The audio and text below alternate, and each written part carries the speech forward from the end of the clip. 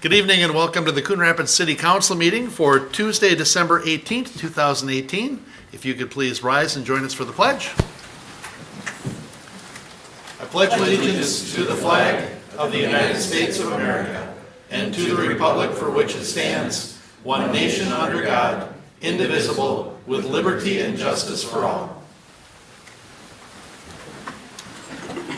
Please call the roll. Councilmember Griscoviac. Here. Councilmember Kicker. Here. Councilmember Demmer. Here. Councilmember Geisler. Here. Councilmember Johnson. Here. Councilmember Wells. Here. Mayor Cook. Here.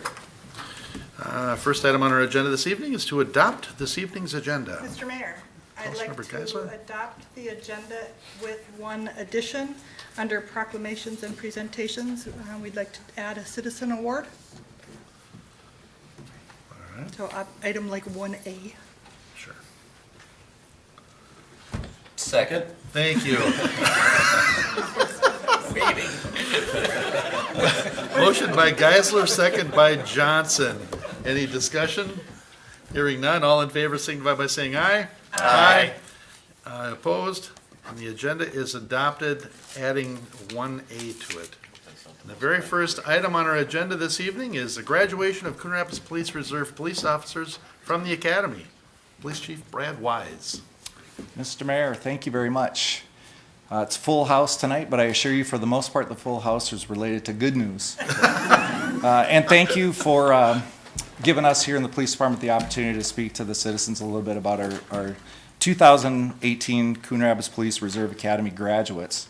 So first thing I'm going to do, though, is I'm going to call up the graduates and have them line up here in front, because I'm going to tell you then a little bit about the program. So I'll introduce them in order here for our graduates. They are Noah Koss, Cole Brownfield, Tanya Ussery, Riley Marcotte, Amber Clark, Jordan DeVries, Daisy Kolstad, and Austin Smith. It's a fine-looking group, if I do say so myself. Mr. Mayor, and granted you're behind the graduates, but I want to tell you a little bit about our reserve program. Namely, these are our citizen volunteers. The police department, we have 65 officers that serve the citizens as part of the paid staff. The work of our police department, though, is supplemented by police reserves, and it's been a program that's been going on for a long time in our city. These folks truly are the ultimate in sacrifice for their community. These are unpaid volunteers that are willing to step up and do the jobs that are needed at times that our city needs them.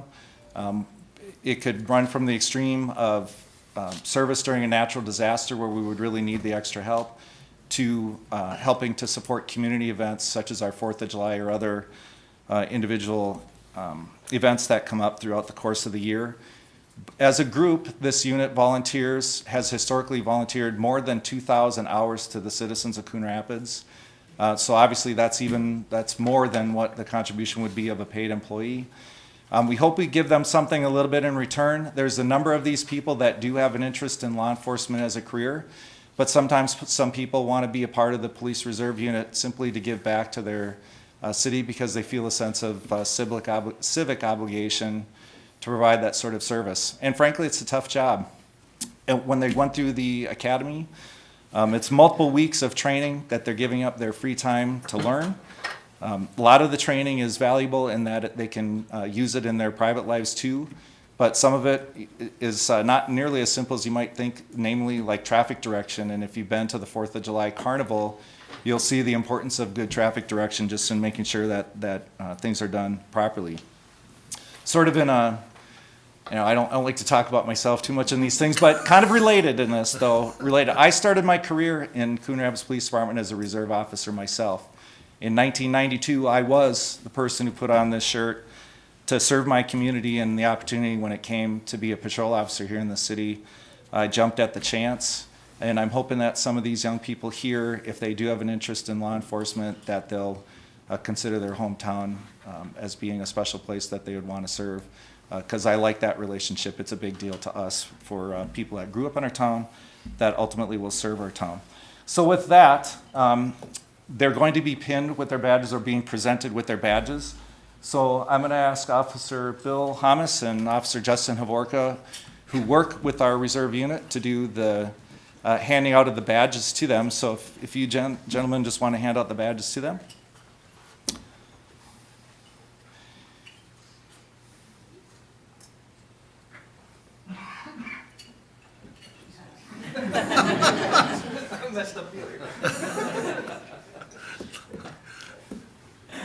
Hopefully we have enough. All right, we do. So with that, Mr. Mayor, I want to formally introduce our newest Reserve Academy graduates and congratulate them on their achievement.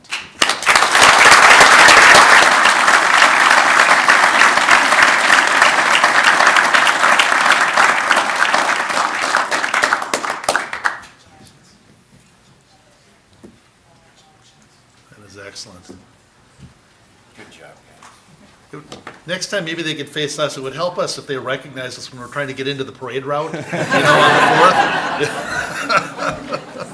All right, and I'll say right now, since they're standing room only in the council chambers, there truly is, this doesn't happen very often. But for those of you who were here to watch this, if you didn't want to stick around for the rest of it, it's not ill-mannered if you got up and left right now. I'm just saying. There you go. Well, it can be depending on how much of a spectacle when they leave, but Yeah. So none of you want to see Robert's Rules of Order in action? Yeah. all right, we're No, winding I would down. take that as a compliment, Mr. Mayor. They so trust your work here as a city council that they don't need to. I'm sure feel the that's need it. to watch. Yeah. All right, All and so on to I guess agenda item 1A. Yes. And again, another feel-good story. We're going to shift gears a little bit where we're talking about people doing volunteerism for the city to here where we as a police department want to recognize people for the special deeds they do in our community. And this is going to be an amazing story for me to tell you in just a minute. So I'm going to have, let's see, my people involved. I need Brian Hiltner and Daniel McKee and Jason, I forgot to check, Broughton, I forgot to check in the pronunciation. There's two ways together, that's hard. All right, if you gentlemen want to come up here.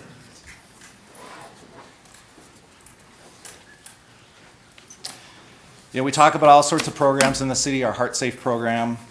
In this case, we have citizens that were willing to jump in truly to save a life. So hold on for this story. So on Halloween, on October 31st, 2018, at about 4:41 p.m., officers, firefighters, and paramedics were dispatched to 99th Avenue and Coon Rapids Boulevard Extension, where a man was reported to have fallen and was bleeding severely. Officers and firefighters arrived to find two citizens, Brian Hiltner and Daniel McKee, providing life-saving first aid to the victim, Jason Broughton, a 23-year-old man from Anoka. Jason had been walking a roommate's dog when the dog pulled him aggressively and he fell on a signpost that was sticking out of the ground where he became impaled in the upper thigh, apparently severing an artery. It was a bad deal, very bad deal. It's as hard to hear it the second time as the first time. Yeah. Yeah, and you know, our Heart Safe guy, Officer Platts, is in the back of the room, and he was just telling me he's never in his 18-year career, he's never seen that much blood in a scene. That's a big, if he's saying that, that tells you how significant this injury was. The blood loss was substantial and immediately life-threatening. Jason, the victim, was able to drag himself approximately 40 feet from where the injury happened to the shoulder of the road where he attempted to flag down a passerby. Two passersby, Brian and Daniel, stopped to render aid. Both citizen rescuers quickly recognized the severity of the wound and took immediate action to control the bleeding by providing direct pressure. They quickly recognized that direct pressure alone was not going to work on this patient with the amount of blood the victim was losing. The rescuers only had minutes, if not seconds, to act. Truthfully, the responding officers said that if this person would have had to wait to the arrival of a first responder, it likely would have been too late. It was that kind of blood loss.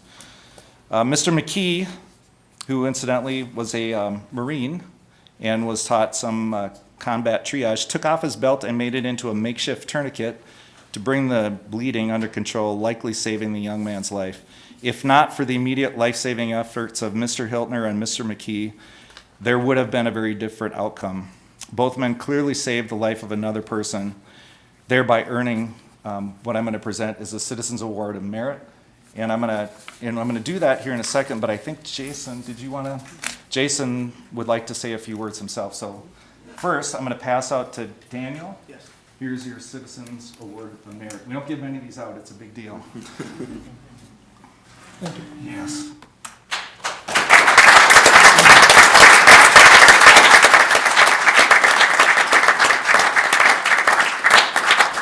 And as a clarification, is still a Marine. That's how that works. Yeah, always. It's really hard for me to just kind of stand by and not say something about this. I've kind of spent the last month on my butt trying to think of the words I could say in this situation.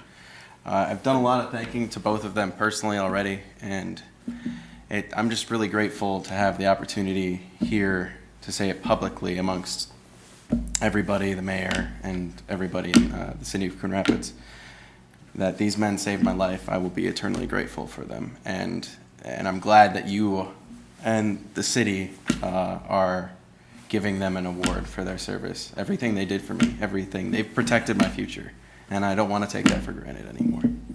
I'm eternally grateful for them, and I appreciate it all.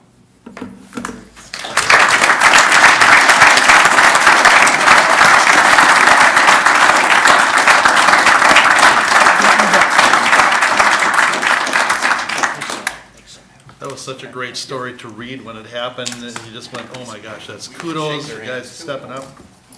Let's shake their Yeah, hands. send those guys through. You want it? Yeah, Yeah, you send them Gentlemen, around. our two rescuers, the council would like to shake your hands.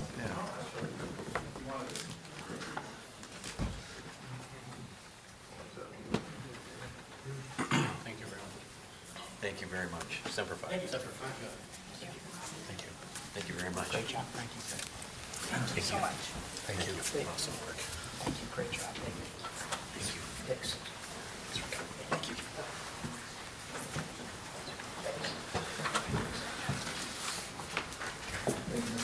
Yeah, thank you.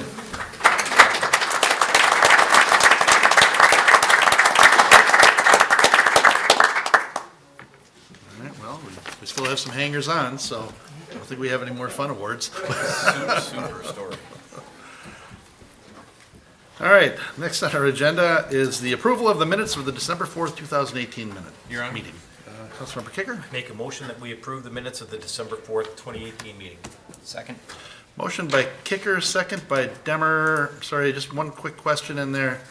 On page 3, second paragraph from the bottom, was the question moving a polling location back to Ward 3 or Ward 4? It was, Councilmember Demmer asked if the city would be moving a polling location back to Ward 4 is what's written, wasn't it Ward 3, or am I 3-. 3-4? That's what it was? Okay, all right. I just thought there's something, didn't look right there. So probably, okay. All right. Any other discussion? Hearing none, all in favor signify by saying aye.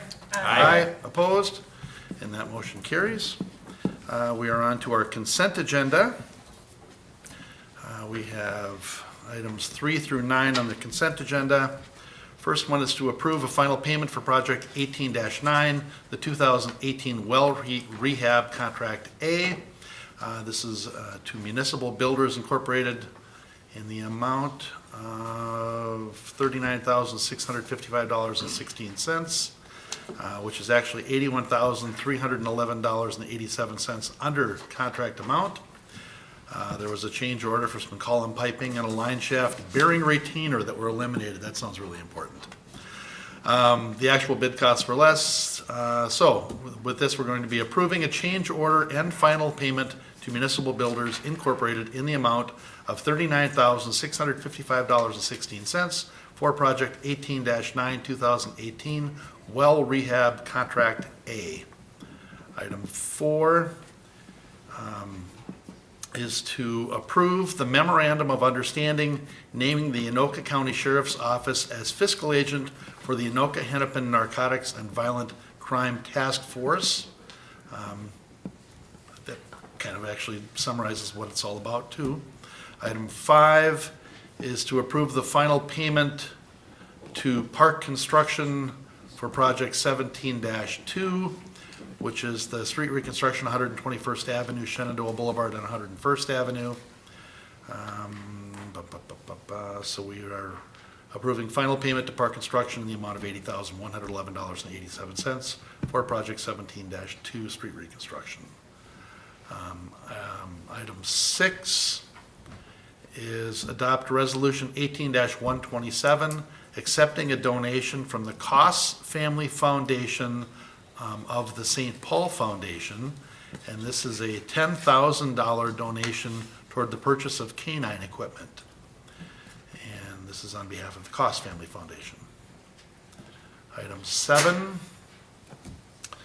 is to adopt resolution number 18-26, amending the fees and charges for use of the city center facilities. And item 8, adopting resolution 18-130, accepting the $3,988 grant from the state of Minnesota, acting through its Commissioner of the Department of Health. It is, and we're also approving the execution of the attached grant agreement between the city of Coon Rapids and the state of Minnesota. And now I'll back up and I'll say that this is a grant issued by the state of Minnesota through its Commissioner of the Department of Health to assist with work related to the city's wellhead protection plan implementation, and the awarded grant funds in the amount of $3,988. And then item 9, which is the last item on the consent agenda, is to receive the report from the Coon Rapids Mortgage Assistance Foundation Board of Directors, who had a very productive year. And there was normally one meeting a year. Would you guys have three meetings, I think, last year? So, yeah, a lot of great things.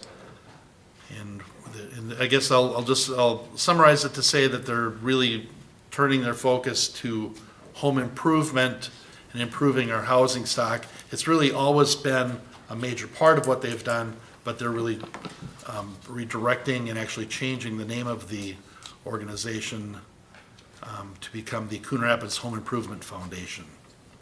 So next year we'll be reviewing minutes from them instead of mortgage assistance. So that's actually the entire consent agenda. Your Honor, Councilmember Wells? move the consent agenda. Second. Motion by Wells, second by Kicker to move the consent agenda. Any discussion? Hearing none, all in favor signify by saying aye. Aye. Opposed? And the consent agenda is adopted. We are up to new business. Consider appeal of the Planning Commission decision, Planning Case 18-18, Site Plan Conditional Use Permit Self-Storage Facility Green Partnership. Mr. Harlicker, I'll bet you've got a show for this, and I'll bet we got here earlier than you thought we would. Maybe not.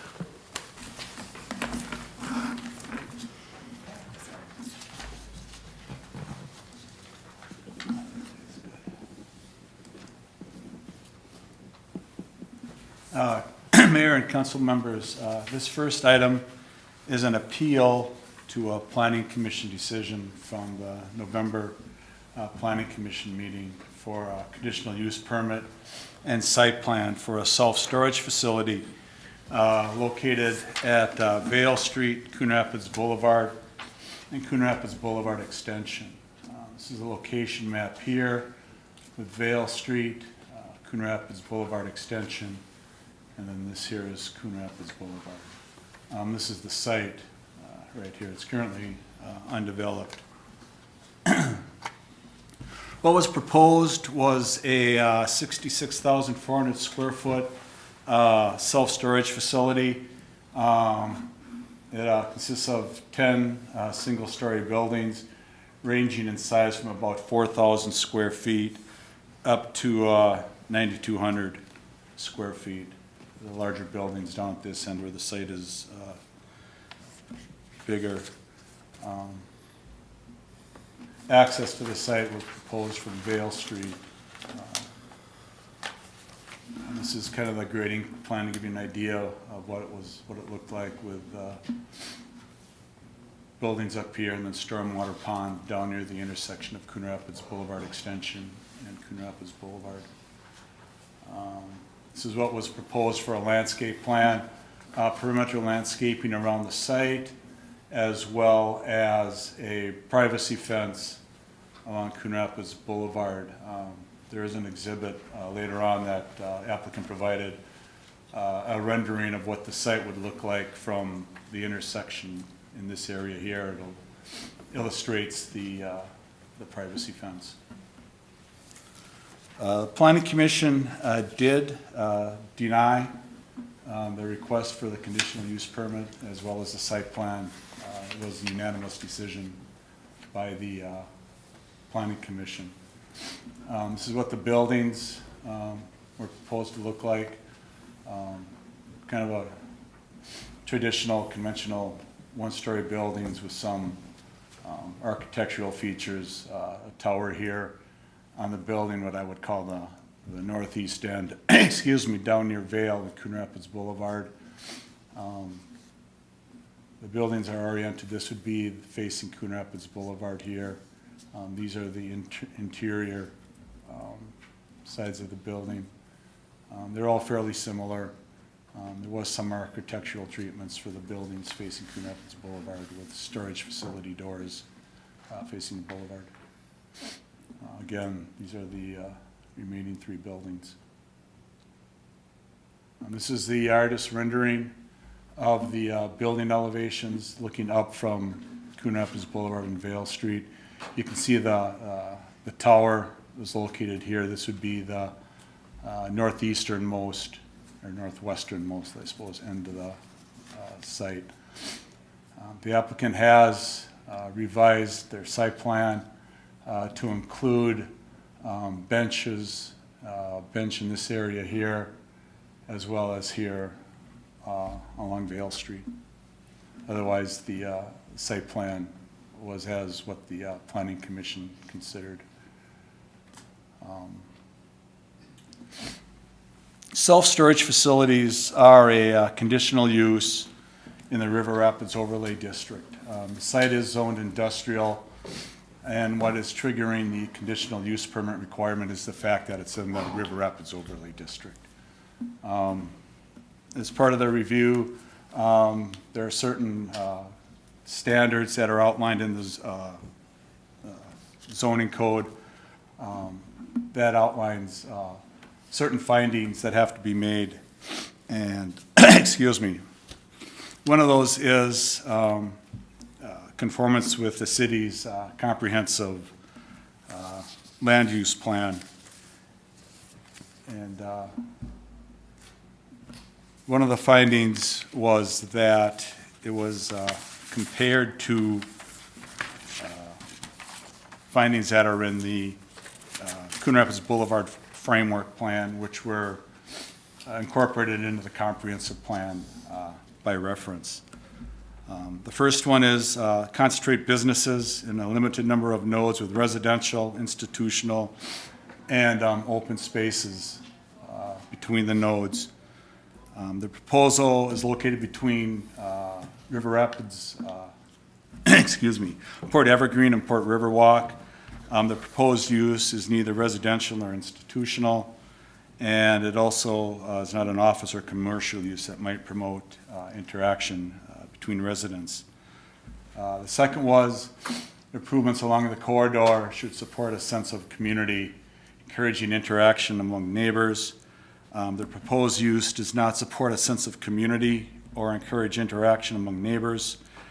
The proposed use will have a limited number of employees, excuse me, and a limited number of people coming to the site.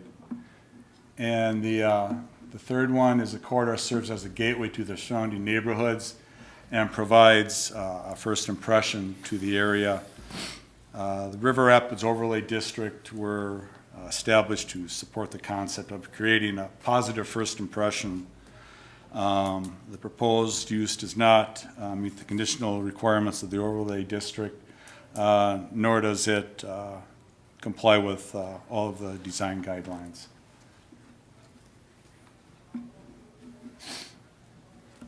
The second group of standards are related directly to the River Rapids Overlay District.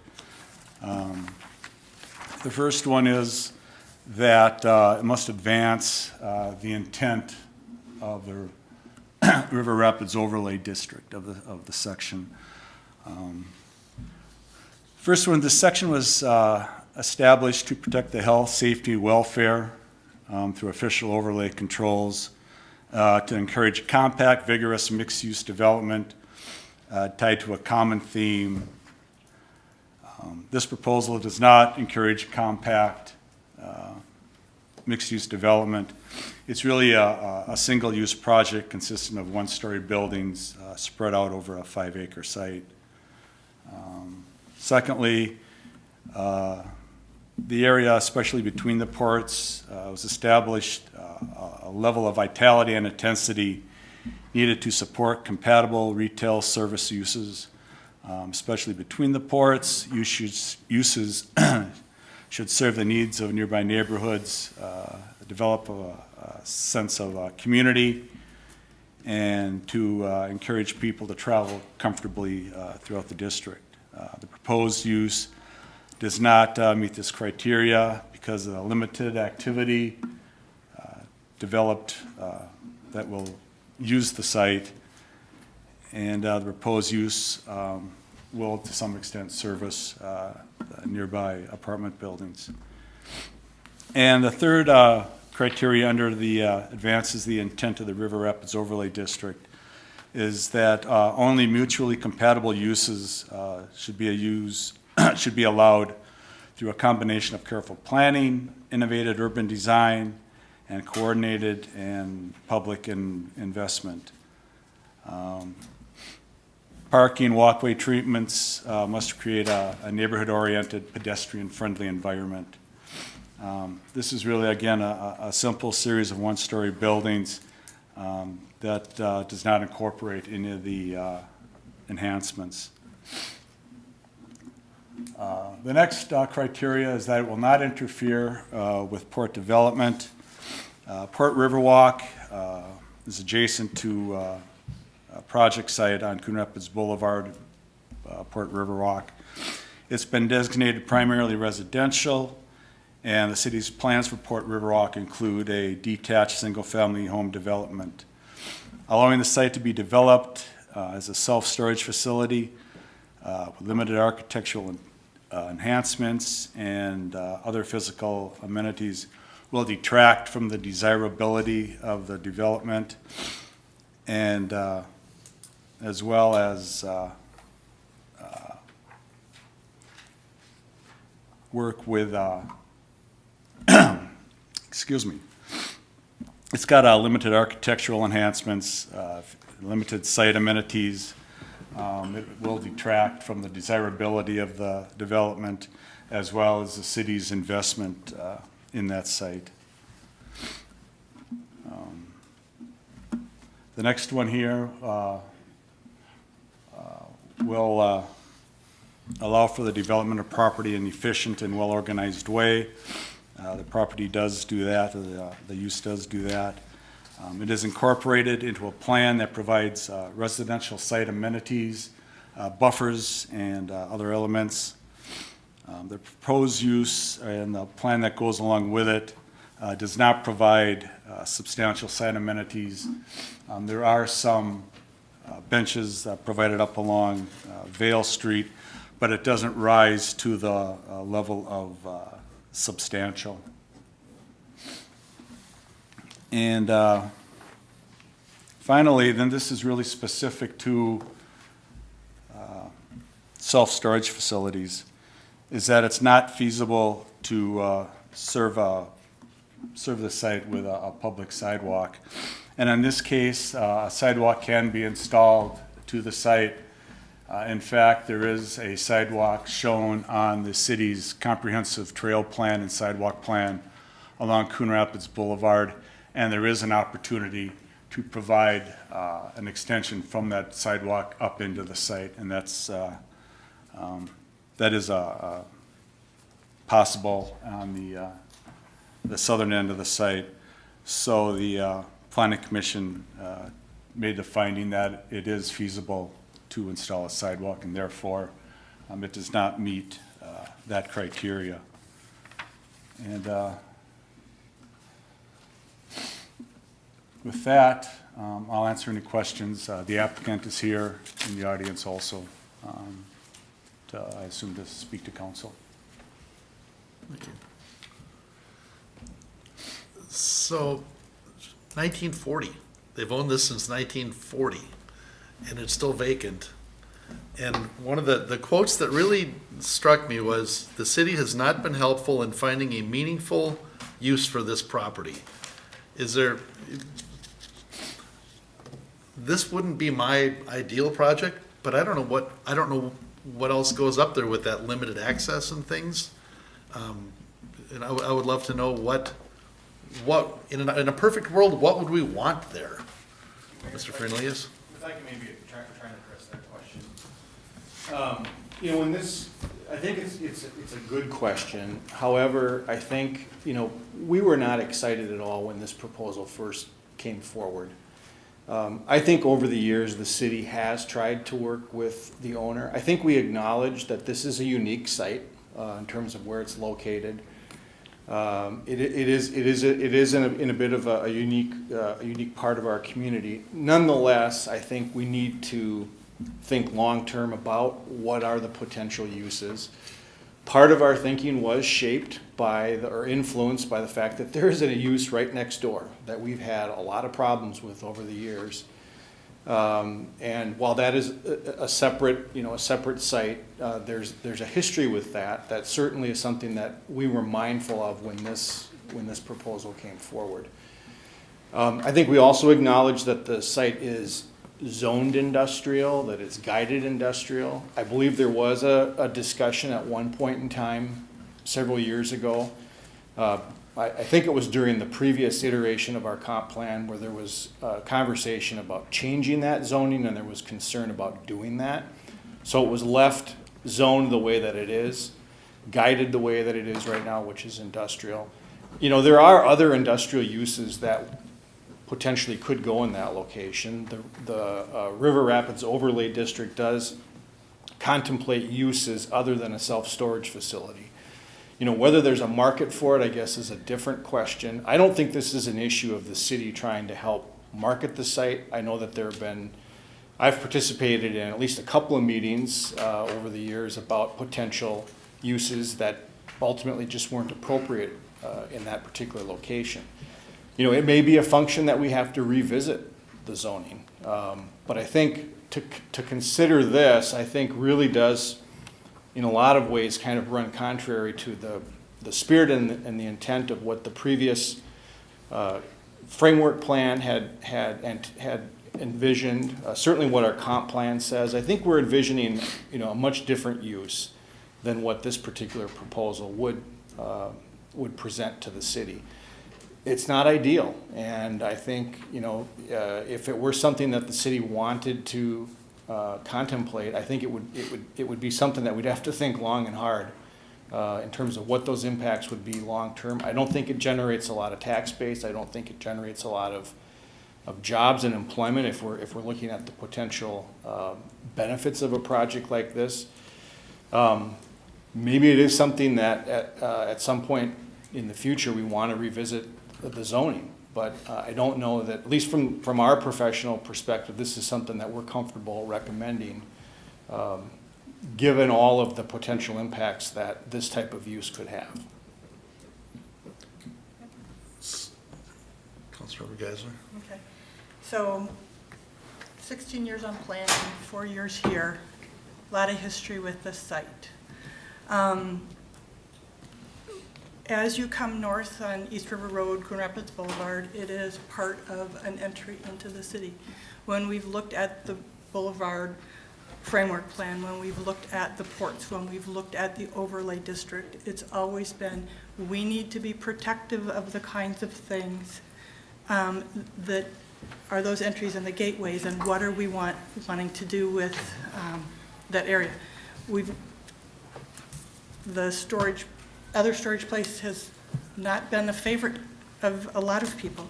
And I think from the comment that the city hasn't helped, I look at that kind of as well, we also get complaints if the city says, hey, I want you to do this on your property, and it's like, wait, no, you can't, as a city, tell me what to do with my land. So we're there, we will help if there's things that we can do. If it means that, saying, we've got an opportunity, and if we could look to rezone, we would be looking to do that to help, to be able to try and have something else on that site that meets the ideals and definition of what we want to do as a city and what it means from that vision of the framework and look and gateway of the city. I, for one, am not excited about saying the gateway of our city is a fence. It doesn't meet the ideals, it's not inviting, it's not the intent that we're trying to build with the whole framework of the boulevard. And we've been working hard, and we've done a lot of great things. Port Wellness, there's been a lot of development, a lot of things that have gone in, and they have met the standards that we set forth for that, the framework plan, and it looks really nice. And we're doing some things in Port Campus Squares that still has a long way to go. And Port Riverwalk coming in with the development, that is moving forward. We're making a lot of progress, and we're doing the right things. And to me, going into settling for a fence and a storage facility that has to be conditional use because it's not the right fit, it doesn't work for me at all. It's not the vision that we have. Your Honor, Mr. Brody? Mayor and Council, under our appeal ordinance, the applicant does have an opportunity to present. So before we get into further sort of debate on the merits of the case, unless there are other questions for staff on their presentation, I'd ask that we'd hear from the appellant, and then we certainly can get into the merits of the particular case. Sure. Thank you. Yeah, we could do that. So whoever would like to speak on behalf of this, whoever the appellant is there.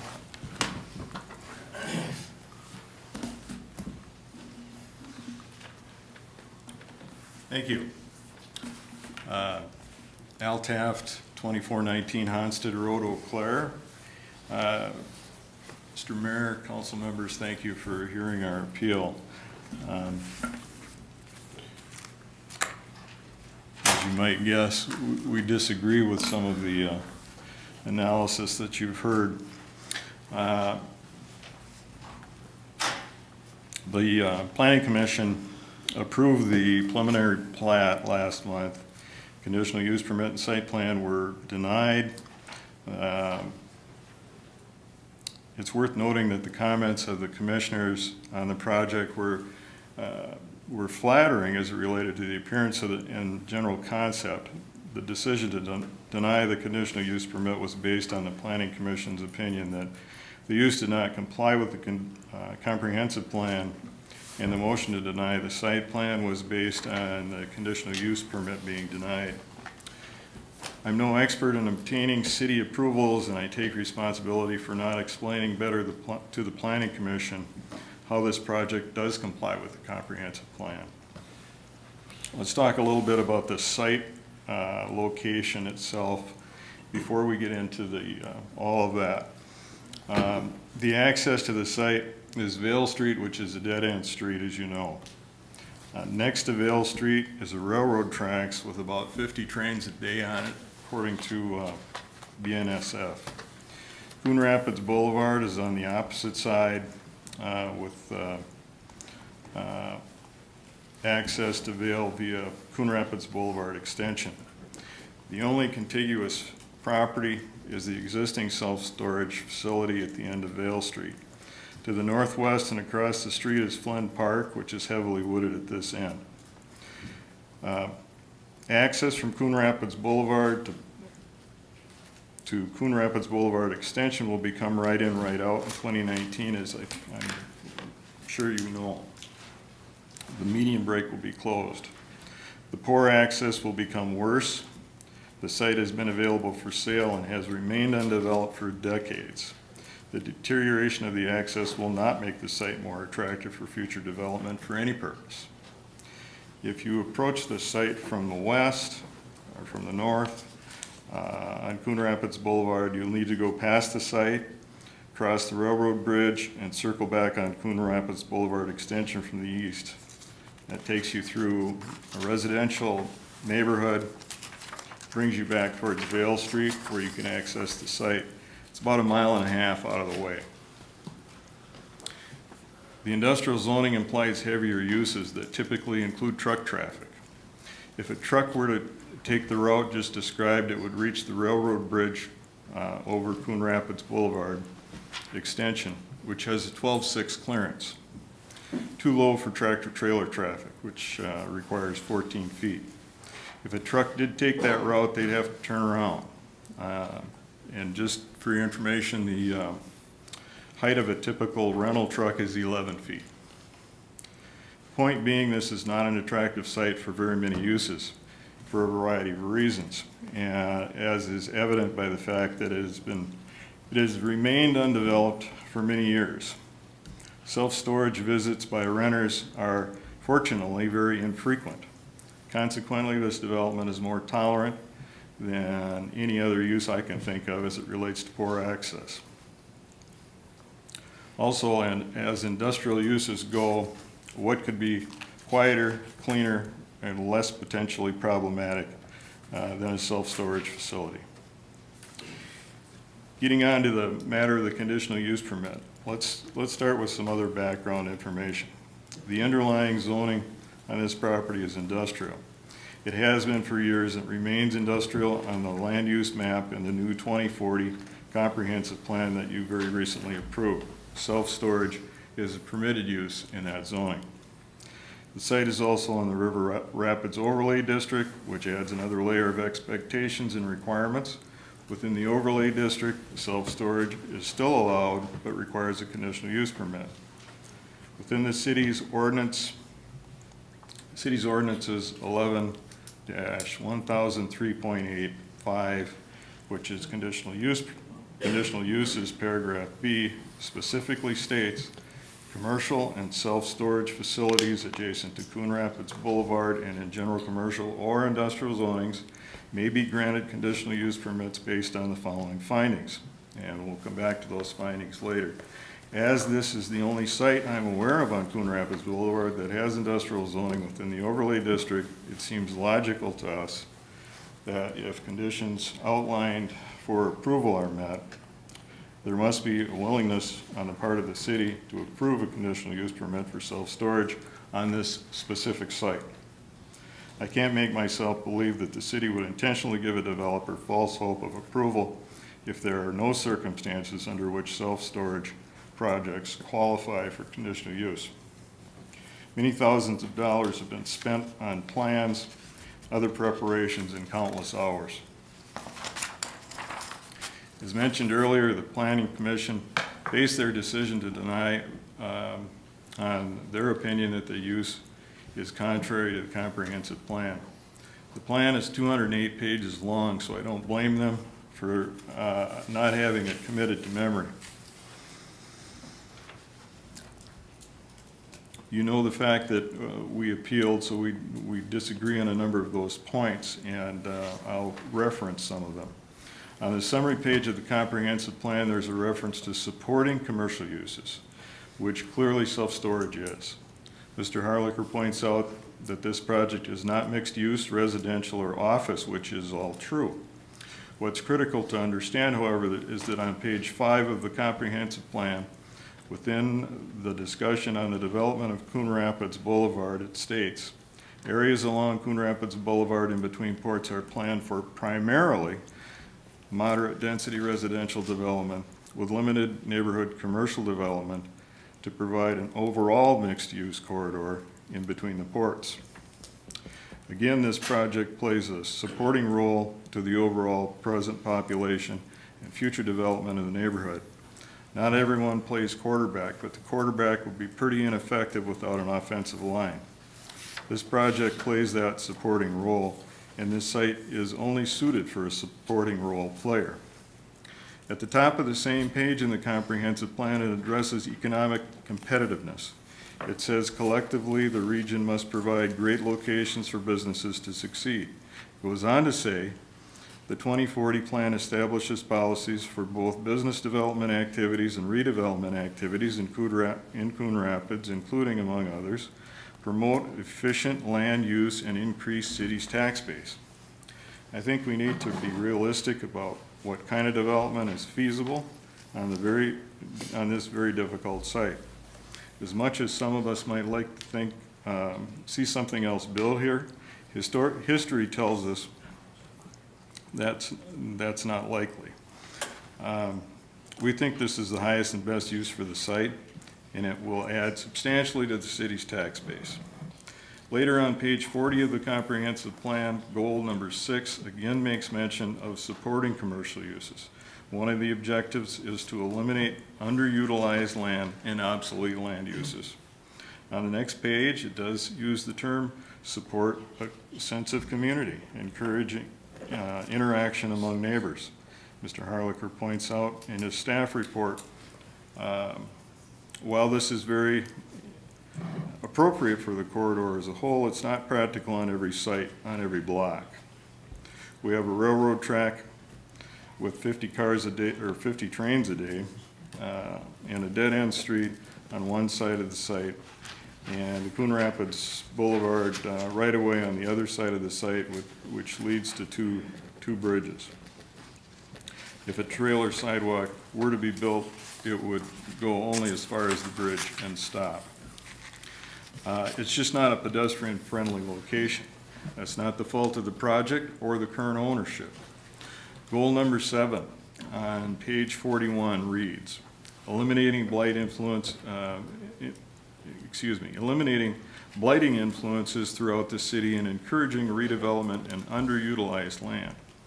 It goes on to say that new development reflects current market conditions and meets the needs of the surrounding area. The free market has had ample opportunity to develop the site. The increasingly dense housing and efficient living space floor plans further increase the demand for storage. The term current market conditions refers to the market as a whole, but to be meaningful, needs to be applied to the specific site being considered. We have 2 sellers that have been very willing to supply the land to sell and have had precious little opportunity to do so. This project can use this difficult site to provide a supporting role to the community. On page 51, or 2-27, depending on how you're counting, the Coon Rapids Boulevard is discussed again. There's a paragraph on the Port River Walk that near the end of the paragraph, this site is specifically referenced. It reads, the vacant land and storage facility east of Coon Rapids Boulevard extension, while not in the port, is slated for industrial development. Again, it says it's the vacant land and storage facility east of the Coon Rapids Boulevard, while not in the port, is slated for industrial development. Remember, self-storage is a permitted use in industrial zoning. Also remember that with the access being right in, right out from Coon Rapids Boulevard, any other commercial use becomes almost impossible. On page 7-10, business development goal number 2 is to promote efficient land use and increase the city's tax base.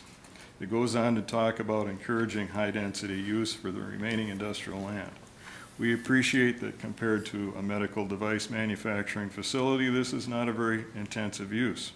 That said, you're not going to find that kind of development on this site, and compared to raw land, this project is very intense and carries with it none of the nuisance characteristics associated with some industrial uses. At some point, there was a sticking point in the staff report that this project was not mixed use. I just want to point out that in the comprehensive plan, table 7-8 lists the commercial projects along Coon Rapids Boulevard corridor. There have been 24 projects since the year 2000. None of them have been mixed use. Based on the closer review of the comprehensive plan, we feel strongly this project qualifies for a conditional use permit. To address the memo from Mr. Harlicker to City Council dated 12/18, more specifically as to what the Planning Commission based their denial on, the memo states, this use is not in conformance with the city's comprehensive plan for the following reasons. The proposal is located between two nodes, Port Evergreen and Port Riverwalk. The proposed use is neither residential nor institutional. It also is not office or commercial use that might promote interaction between residents. That's a true statement. However, the use does not need to be residential, institutional, or office to receive approval. Without any question, self-storage is a permitted use in industrial zoning and eligible for conditional use in the River Rapids Overlay District. Number 2 in that memo says the proposed use does not support a sense of community or encourage interaction among neighbors. The proposed use will have a limited number of employees and limited public access. Again, I agree that you'd be hard-pressed to find ways that a self-storage facility encourages interaction among neighbors. As stated earlier, this is a supporting project to provide a needed service to the community. The site is on a dead-end street. People aren't going to come here to socialize. There's a park next door for that. It will have a limited number of employees, also true. Whatever the number of employees are, it will be greater than 0, which has been the number of employees on this site for decades. The number 3 on the memo to council is the River Rapids Overlay District design guidelines were established to support the concept of creating a positive first impression. The proposal does not meet the conditional use requirement of the overlay district, nor does it meet all the design guidelines. We went to we were very diligent in designing this project with the positive first impression requirement in mind. Note that the site is considerably higher, as much as 20 feet in places, from Coon Rapids Boulevard. The 6-foot tall opaque fence is placed at the top of the rise. The landscaping is on the street side of the screening fence to create a very attractive view from the street. While Mr. Harlicker's opinion, the landscaping doesn't reach the level of substantial, it meets the code, and it's worth noting that there are approximately 425 trees and shrubs on the site, many of them overstory trees. The right-of-way is rather wide at Coon Rapids Boulevard. If the city would like a few more trees planted within the right-of-way, we would be happy to do that. Please refer to the street view rendering. Can we do that? Sorry. This gives you a good idea.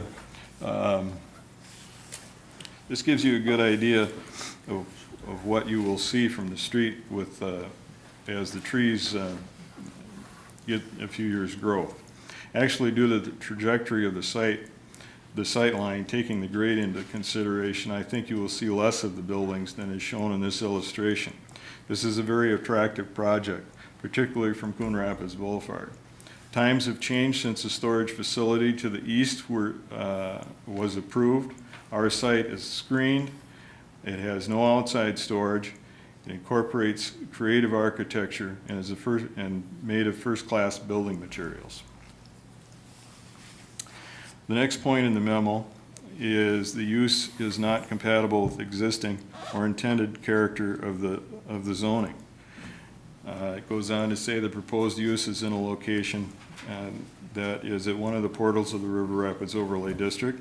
The proposed use will not enhance the image of the district and is not a use that encourages interaction between residents. As you all know, the zoning is industrial where self-storage is permitted. We also know that within the River Rapids Overlay District, where self-storage is permitted as a conditional use permit is obtained, that includes the Coon Rapids Boulevard corridor, and this site specifically is referenced earlier. The point being, it is compatible with the zoning district. We disagree that our project will be less attractive than vacant land. The street view is very attractive with plenty of landscaping and effective screening of the buildings from the street. As far as will it encourage interaction between residents, I can't say it will. You will have to decide when you vote in a few minutes if that point weighs heavier than the obligation of the city to promote efficient land use and increase the city's tax base, as also spelled out in the comprehensive plan. The memo goes on to say the proposed site is not in compliance with the River Rapids Overlay District conditional use standards. The first one of those standards is advance the intent of the River Rapids Overlay District. Mr. Harlicker points out numerous ways that the project is incompatible with the overlay district by the basic nature of the business of self-storage. But why is this use eligible for conditional use permit if there's no possible way to satisfy the requirements? Let me point out some of the ways that the project does advance the intent of the district. As stated in 11-1003.1, projects should promote compact, vigorous, mixed-use development, including clustering of commercial development. We think our storage project will be a welcome service to the residents of the high-density housing that exists and is encouraged on nearby sites, like the one across the street. The more compact the residential development is, the greater the demand for self-storage. Homes are being built with very efficient floor plans for living space, multiple bathrooms, etc., competing for space within the structure that might otherwise be used for storage. This adds to the demand for storage units. Self-storage supports other development, both residential and commercial, hence advancing the intent of the district. This project is also contiguous to another self-storage facility, which aligns with the clustering goal. Remember that the reference to mixed use means mixed use within the overall district, not that each individual project must be mixed use.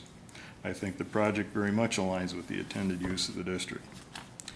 The next point is that the project will not interfere with port development.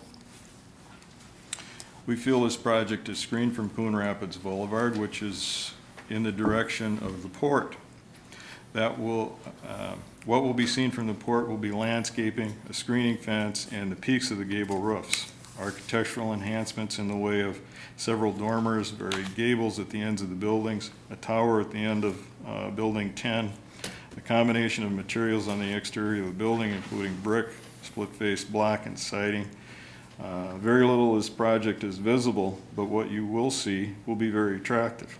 Keep in mind that in all probability, if this project or another like it is not approved, the vacant land you've been looking at for the past several years will be what you'll continue to see. A lot is made of the location's high visibility and prominence.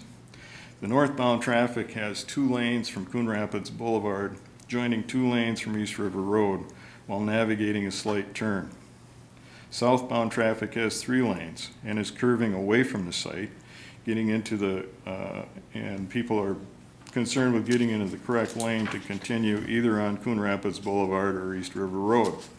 At 45 miles an hour, it takes 20 or 25 seconds to pass the site while doing all of these things. I don't disagree that the site, I don't agree that the site is all that prominent. I think you'll see, I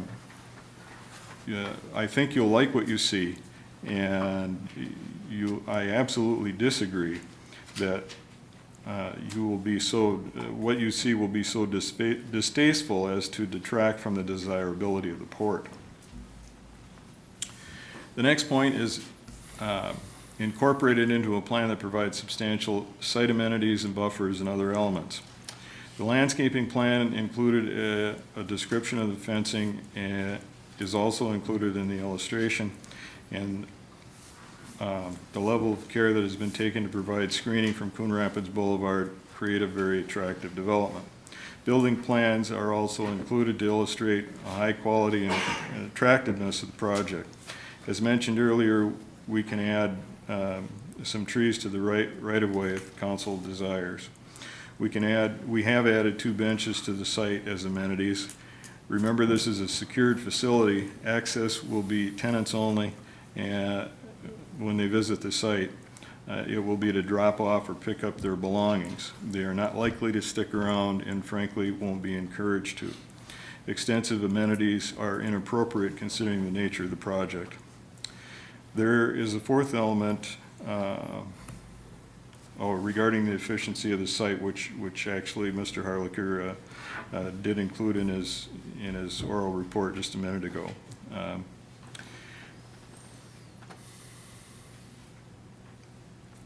There are 2 elements to obtain a conditional use permit that are specific to self-storage. They read as follows. Commercial and self-storage facilities adjacent to Coon Rapids Boulevard in the general commercial or industrial zoning districts may be granted conditional use permits based on the following findings. Number 1, it is not feasible to install public sidewalks to serve the facility. And number 2, the facility is screened from view from Coon Rapids Boulevard. It is in compliance with number 2 in that it is screened from Coon Rapids Boulevard. As it relates to the sidewalk, as a point of clarification, the applicant is willing to escrow funds of the cost of a standard sidewalk of the length that would otherwise be built at ground level in front of this project. The sticking point here is that the requirement that it be eligible for a conditional use permit. It is not feasible to install a sidewalk to serve the facility. We agree it is possible to install a sidewalk, but the word feasible implies there is some level of sensibility applied. If you look up the word in the feasible in the dictionary, you'll find synonyms like practical, sensible, reasonable. The actual construction of a sidewalk would be problematic because of the grades. According to our civil engineer, it would be very difficult and expensive to install a sidewalk along portions of Coon Rapids Boulevard because of the grades. For the first 450 linear feet, there is a 10 to 13 foot elevation difference between Coon Rapids Boulevard and the northwest property line of the storage place. Goes on to say a boulevard typically has a fairly flat 2 to 5% grade, and the sidewalk would typically site at about a half a foot above the top of curb. If the typical sidewalk section would be used, this site would have to lower both storm structures and fiber optic lines. In addition, there would be a large amount of excavation that would be needed to occur. Placing a sidewalk near the southwest corner of the project becomes even more problematic as retaining walls would need to be installed. What's more important than the cost of the proposed is the proposed purpose and safety of the sidewalk. The whole premise of a sidewalk or trail is to provide a safe, convenient, pedestrian or bike-friendly way to get from place to place. A sidewalk at this location does none of those things. The project is roughly 900 feet long. Building a 900-foot-long dead-end sidewalk makes no sense. Assume the city elects to build the sidewalk a few hundred feet further past the project. I think Mr. Harlicker referred to a map showing a future sidewalk continuing along East River Road. To the extent to extend the sidewalk past where East River Road travels beneath Coon Rapids Boulevard, you'd need to modify or rebuild the bridge to accommodate the lane for the sidewalk. Wouldn't it make more sense to put the sidewalk or the trail on the other side of East River Road?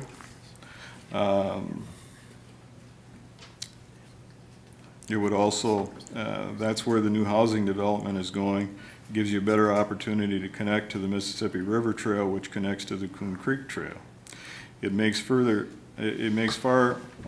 better sense than creating a safety hazard with a long dead-end sidewalk on the slide-off side of a curve. One of the things I noticed in the city's planning phase is a pedestrian bridge that would be not very far from this location, which is a terrific idea, and it would have huge safety and utility benefits for the residents of this area, unlike a dead-end sidewalk to nowhere. In summation, in the matter of the conditional use permit, given the nature and quality of this project, the underlying industrial zoning, where self-storage is a permitted use, the compliance with the requirements of the comprehensive plan for approval of a conditional use permit for self-storage, conditional use permit for self-storage, and numerous statements within the comprehensive plan encouraging reasonable development, we are optimistic you will approve this project. Thank you for your kind attention in regard to the comprehensive conditional use permit. Now, if I may, I will briefly go over the site plan comments. I don't think we have that word here anymore tonight. Too late for brief. The two reasons given for the decision in the Planning Commission to deny the site plan were the denial of conditional use permit, which we've covered, and that it didn't meet development guidelines found in 11-1003.11. We covered the conditional use permit. As far as the River Rapids overlay development guidelines, I'd like to make a few comments in regard to those items. The two-story expression is one of them. This is a significant utilization. There is a significant utilization of two-story expression on these buildings, the ones that are visible from the streets. Please refer to the building elevations. They are not applied to the buildings or part of the buildings that are screened from view from the street. It goes to the intent of the guideline, which I think is to make it appealing from Coon Rapids Boulevard. If the added features only add cost with no benefits, we left them off. Building massing is another point. The buildings that you might be able to see have dormers added to the roofs to break up the length. The ends of the buildings all have gables with variations between them, so that each building looks a little different from the last. Remember, the buildings are screened from the street, so that was taken into consideration in the design. We hope that you will do the same in your review. Varied roof shapes, focal features. Again, the project is designed for street appeal, taking the screening into account. Outdoor spaces. The criticism is that there are no plazas or seating areas. Very true. We added a couple of decorative benches strictly for looks, but I think we all know they won't get much use. Pedestrian bicycle access and circulation. Staff wants sidewalk access from Coon Rapids Boulevard to the project. Access to the site is controlled by one gate, which enters from Vale Street. We do not want a pedestrian gate on the back side of the project away from the office, whether or not there is a public sidewalk. No one is going to take their property to or from a storage unit on foot, and if by some oddity someone comes on a bike pulling a trailer, they can use the front gate where the badge reader will be. As far as amenities are concerned, we have an abundance of landscaping, a decorative fence, attractive buildings to make the site look great from the street. The project does not lend itself to the kind of social networking that's desired from the development of the corridor as a whole. Hence, you won't find many amenities. I think we meet or exceed the bar as far as the approval of the site plan on everything that is meaningful. Any questions? Do you have copies of that? Because I think it's gonna take staff a while to unwind all that. I can get you copies. Any questions of Mr. Taft? Mr. Mayor, Councilmember Johnson? I do have a few questions of it. I was listening quite carefully, and, well, your presentation was a little longer than I anticipated and more methodical. I thought it was really good because you pointed to a lot of things that we need to take into consideration in making the decision. So a couple of my questions include these.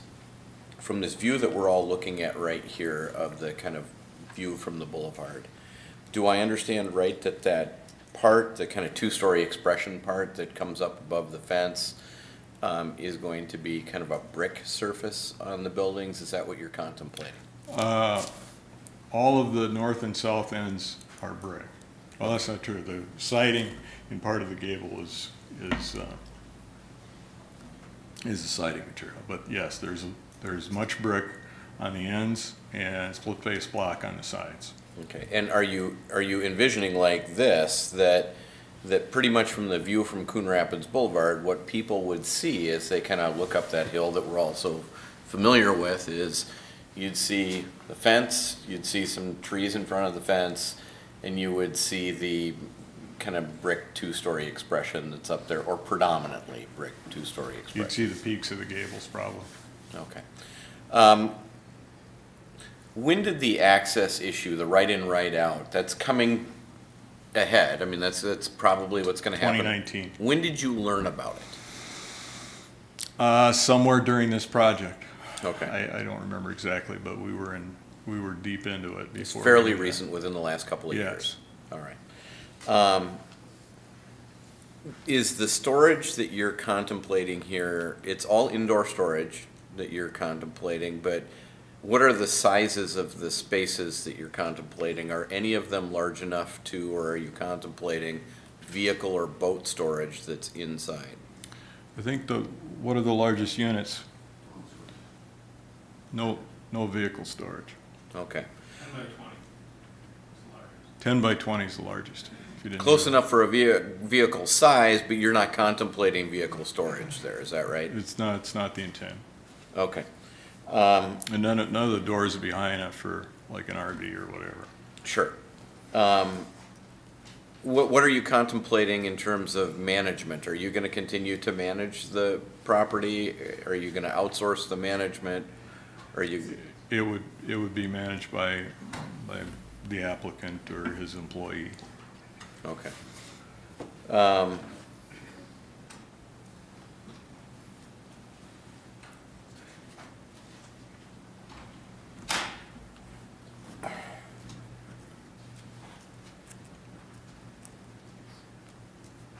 I'm not sure that I agree with you on one point, and I want to kind of see what your reaction is to this.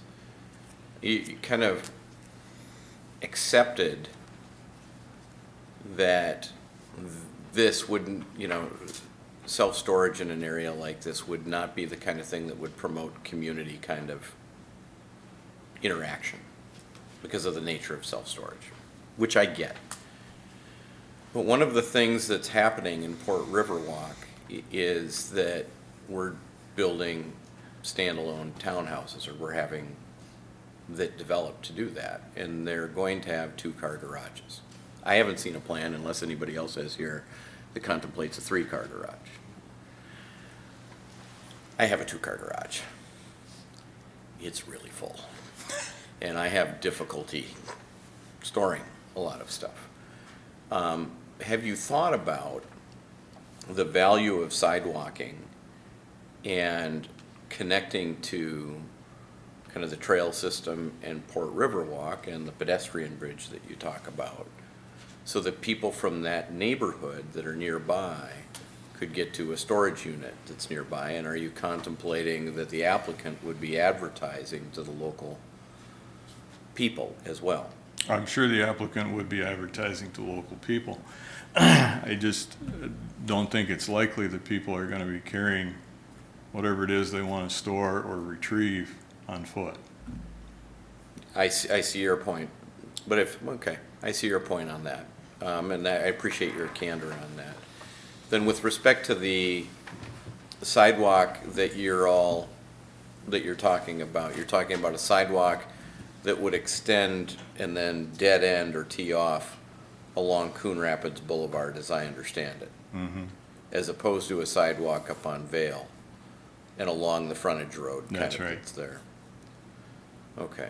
I personally, and I've said this before, I do know people walk along Coon Rapids Boulevard, but candidly, I think it's a little dangerous, especially in that area, because you've got entrance ramps and narrow setbacks and things like that. So I'm wondering if connecting up to the trail system is something that you and the applicant are open to, or a sidewalk along Vale, as opposed to. We hadn't thought about a sidewalk along Vale, but it's, it's a dead-end street. And I guess, yeah, it could be considered, but it's a dead-end street. It's not much of an opportunity to take a walk. Right. So thank you for your time and your presentation, and I do want you to know that that I listened to it, and frankly, some of what you said I think is persuasive to me in considering your application. Thank you. Thank you. Good. Mr. Demmer? So I tend to agree with the findings of the planning committee, and I don't plan to vote for the conditional use permit. I would vote to deny it or to uphold the planning commission finding. There are certainly things that you said that I think make me give pause, right? But a few of them are my concern that while I don't really think this is what we would like this site to be when we're this close to having, I mean, the Riverwalk thing that we've been working on for, I don't know, 20 years, should change the character of the demand for the parcels would be my hope.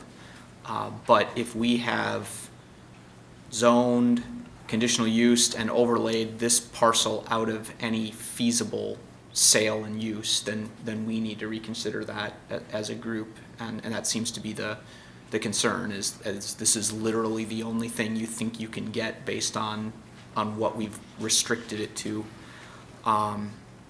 That bothers me, but again, I wouldn't. A lot of me would rather just be able to look at trains than put something here right before we finish Riverwalk, and I'd much rather see what happens to this site once Riverwalk is built, if that changes the character, and maybe it further increases the demand for this sort of storage. There are something like 7 self-storage sites within 1.5 miles of here, so it's hard for me to believe that it's a screaming need for the community in that area. If you told me you're going to tear down the other one, put yours there, that's a different story. But it feels like we've boxed this land in for a really long time and made it very hard to deal with, and that is a separate issue than whether this specific plan is the best possible plan.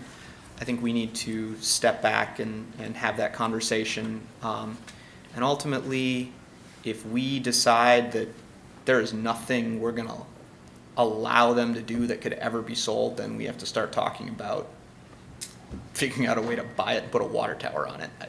I mean, I don't know, but we can't have a parcel that's owned by a private owner that they cannot build. So that, to me, that is a conversation we need to have, but I wouldn't vote for this one tonight. Thank you for your comment. I'm going to make one follow-up comment on that. Keep in mind that there are 50 trains a day on one side of it, 30,000 cars a day on the other side of it, and it's on a dead-end street. So I live in that neighborhood, so that's Okay. very familiar. Yep. Okay. And we have one other individual, where'd he go? There he is, who would like to speak. Question. Oh, I'm sorry, is there another question? So, well, I think you heard some of my comments prior to you speaking, and I did listen, and I think you made a number of points, and I wanted, I think if there was nothing in our comprehensive plan that said we wanted to encourage businesses, we would be, that would not be the right thing for our city to be doing. So there's always going to be those positive kinds of things in our comprehensive plan about moving the city forward, encouraging business, encouraging development. Absolutely, you will always find those. And I would challenge you to go find a city's comprehensive plan where that's not included. But you also commented on how the project design doesn't, meet the corridor pieces, and how, the public amenities or the walkability and the two-story expression and the design guidelines. All of that is the fit and the flavor and the intent of the overlay district and the River Rapids area. And when we want to encourage business and development, that is the guiding force, and those are the pieces that I don't see that this project fits. The intent of a fence as the fronting point of Coon Rapids Boulevard is not the intent of those design guidelines in the ordinances. And so for me, if we have something, if the property owners are looking at and want to look to say, hey, because you could put an office building on this site. You could do light industrial, because our industrial zoning is generally light industrial. That there are things we'd be happy to work with and try and find ways that we could potentially look to rezone for that versus fitting on something that is a self-storage use where we don't like the self-storage that's next to it. Why would we continue to do something versus try and fix the problem and go with the intent of our ordinances? So that's where I'm at. Okay. I think I'll let Mr. Coyle respond to that. Okay. Mr. Mayor and Council, good evening. My name is Peter Coyle. I represent the Sheriff family here this evening, and they've asked me to speak on their behalf, excuse me. I'm a land use lawyer for Larkin Hoffman, Bloomington, Minnesota, for the record. Mr. Toft has given you a very detailed and thorough analytical response to the negative recommendation of your staff. Let me start by saying we respect what the staff is advocating for from its point of view, and respectfully, we think they're wrong. And we've heard your comments. I'm trying to respond to your comments and what I'm going to say briefly. But I want to bring us back to what governs the process this evening, and that's the city's comprehensive plan, but more importantly, your zoning ordinance. The comprehensive plan, as your city attorney will tell you, is a guiding document. It sets forth its principles. It by itself cannot be the basis to deny a conditional use permit. The standards that have to be applied when you evaluate this appeal are what are in your zoning ordinance. And the only articulated conditions that are the basis for staff's negative recommendation are, I'll call them compatibility standards, which are subjective. There's a screening standard, which I think we've demonstrated pretty clearly we satisfy based on fencing and landscaping. And then there's this backwards characterization of how a sidewalk is supposed to function on the site.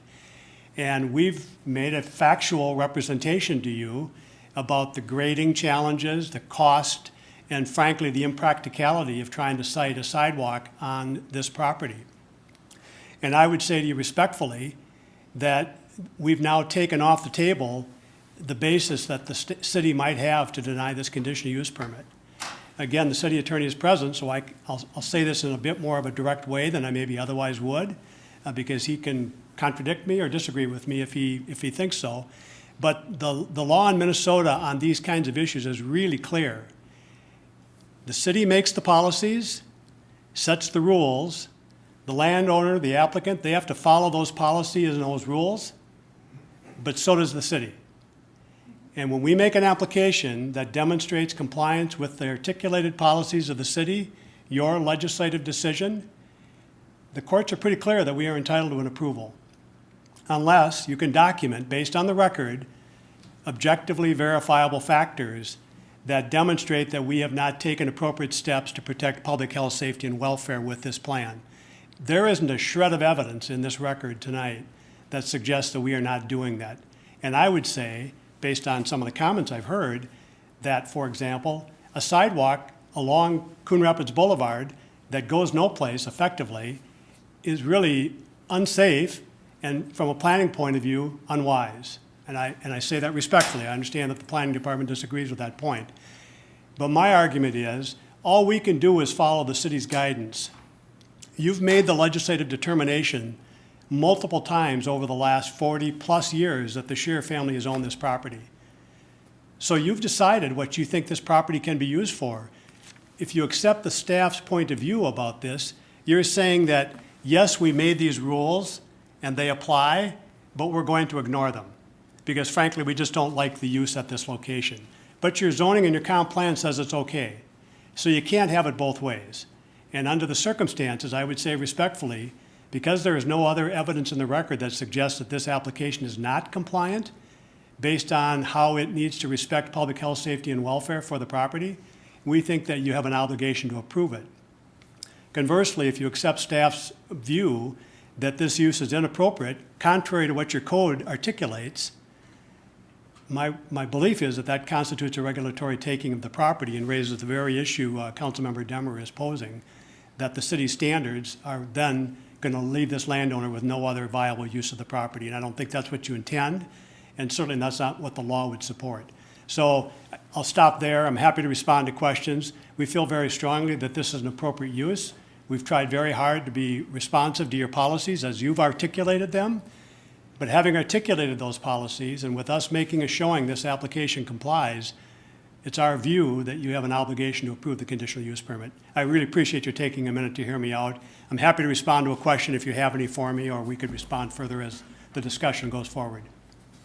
Mr. Mayor? So I have, one of the findings is that the project does not meet the River Rapids Overlay District, which is part of the zoning code and the design guidelines within that, the overlay district. So would the, you know, at that point, to align with your comments that you're in full compliance with the stated regulatory and guidance of the property, we've already stated in one of the findings that it's not in compliance with the River Rapids overlay and the design guidance. If you want to say it doesn't do some things within the comp plan, I can understand that argument, but there are still pieces in the overlay district design guidelines that is in the denial that this project doesn't meet. Mr. Mayor, council member, thanks for that comment. This is a debating point.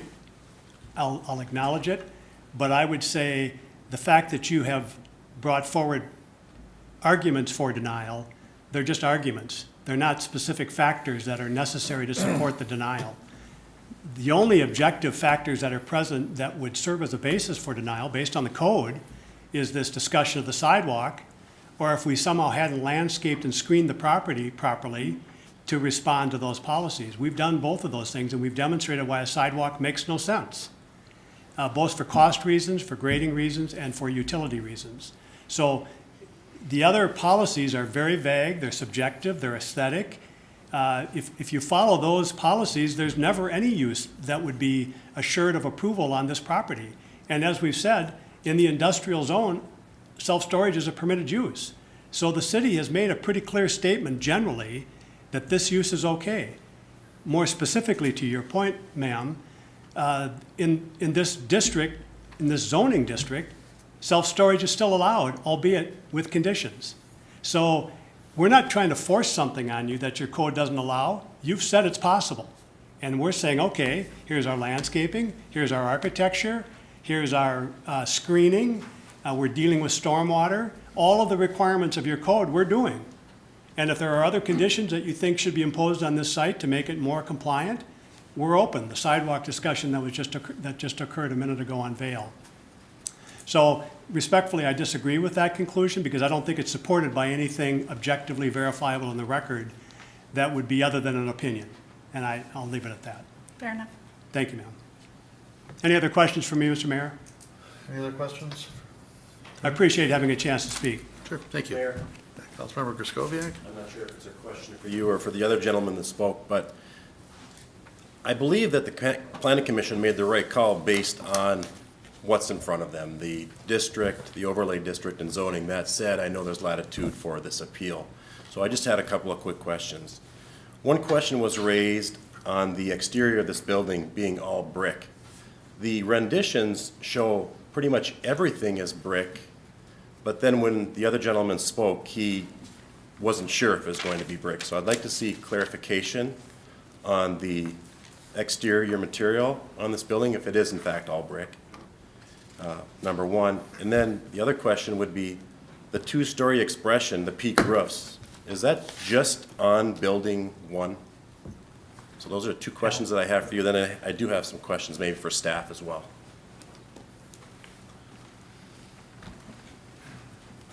I'm sorry, what was that last question? Two-story. The two-story expression, is that just on building one? Is that It's on the- two-story expression? It's on the west side of Building 1. If you want to call the gable ends two-story expression, it's on all the buildings. Let's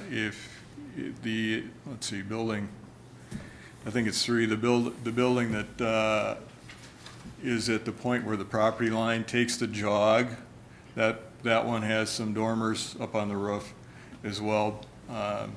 And the furthest building to the east or south also has that. And the reason those specific buildings do, and not the insides of the other ones, is because you won't see them from anywhere except on site. And you know, we just felt like it was a waste of money to provide architectural improvements that is totally screened from the street. And to answer your other question about the building materials, the brick goes to about eave height on the ends of the buildings, and then the gable part is the siding material, and the sides of the buildings are split face block. Does that address your questions? The sides of the building being split face, where?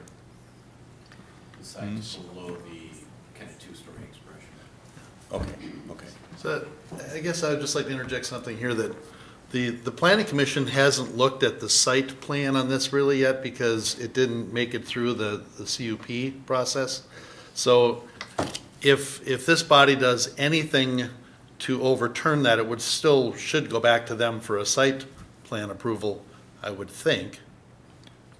Mr. Brody? There should be some additional, and I would point that out that, number one, I disagree with council on, and I also disagree with Councilmember Demmer that there are no uses for this I used the property. word if very clearly. Okay. If, and I was gonna make that point, because Not nearly ambiguous enough for I them. did not say there are none, I said we should Thank you. investigate their opinion.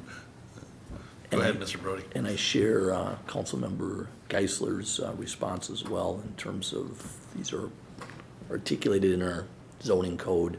We made findings on that. If this council, and it does have the ability under the appeal code to reject the planning commission decision, that it would allow either the planning commission or staff to look at that because it hasn't been examined. And as council pointed out, there can be conditions of a conditional use permit that we would see, routinely follow engineering comments, except, those things. And I don't think they did do that analysis on all of the criteria of this particular project because it was kind of a moot point when they denied the conditional use permit. They didn't discuss it. They did look at it because it was in front of them, so I wouldn't say that they didn't use that. They had a criteria in front of them of why what was wrong with the site plan or what wasn't, where it didn't meet the code. So again, if that's where council's headed, in terms of rejecting, we can sort of discuss how that may be structured. I don't know that we're heading that way. No, I don't know either. I'm just saying.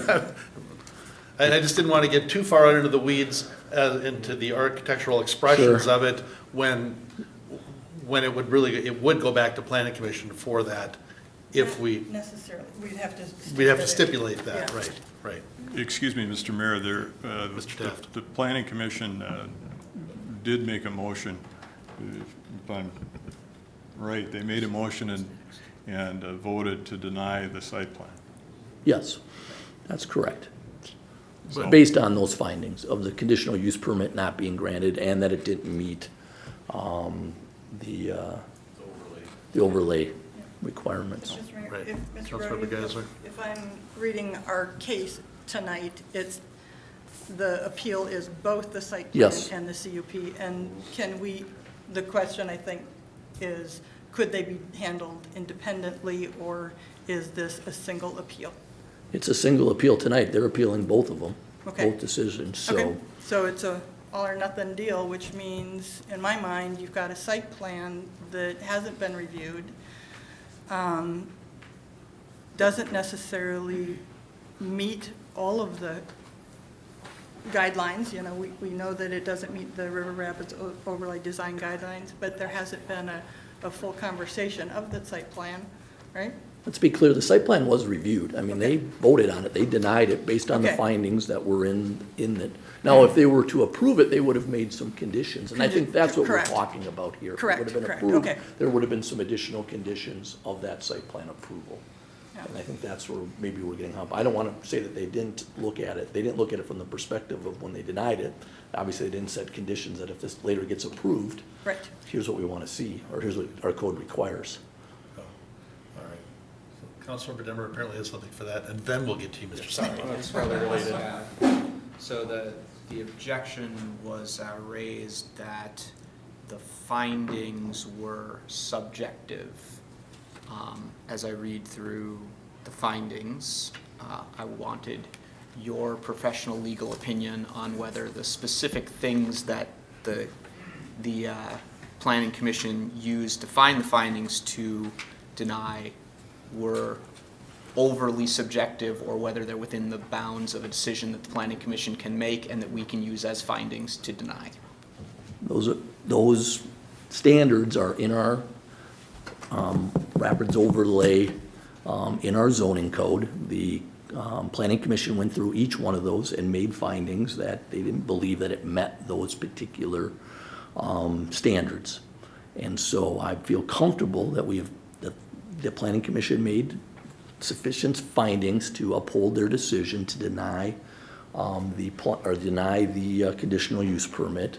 Obviously, council disagrees with that, and so if the council is going to affirm the decision, it would affirm it on those, it would affirm the decision, and those findings would be the findings. If you're going to refer to everybody as council, use your hand directions. Sorry. Good point. Council SEL versus council CIL. Mr. Apologize. Stamler, would you have something? Mayor, Council, this relates to the earlier point about, I guess, what decisions the council might make tonight. And so, as I understand it, and I guess we can have further discussion about this, obviously you can affirm the denial. The second option, which relates to the conditions that might be put on the site plan, makes things a little more complicated. Obviously, yes, the site plan was considered, but not in the typical sense that if it were approved, there would be a list of things that would have been attached to it. And so, at some point, that has to be done. I don't know that we'd be prepared, if that's the direction council goes, to stipulate all those things tonight. And so there might be some further review that would be warranted at a planning commission level, if that were the case, that council, or that something gets approved contingent upon further review at the planning commission level, is sort of what we had brainstormed previously. But I think that follows the intent of what we could allow. However, the appeal is before you tonight, and so that decision is ultimately council's. There's one other contentious point that I wanted our council's opinion on, which is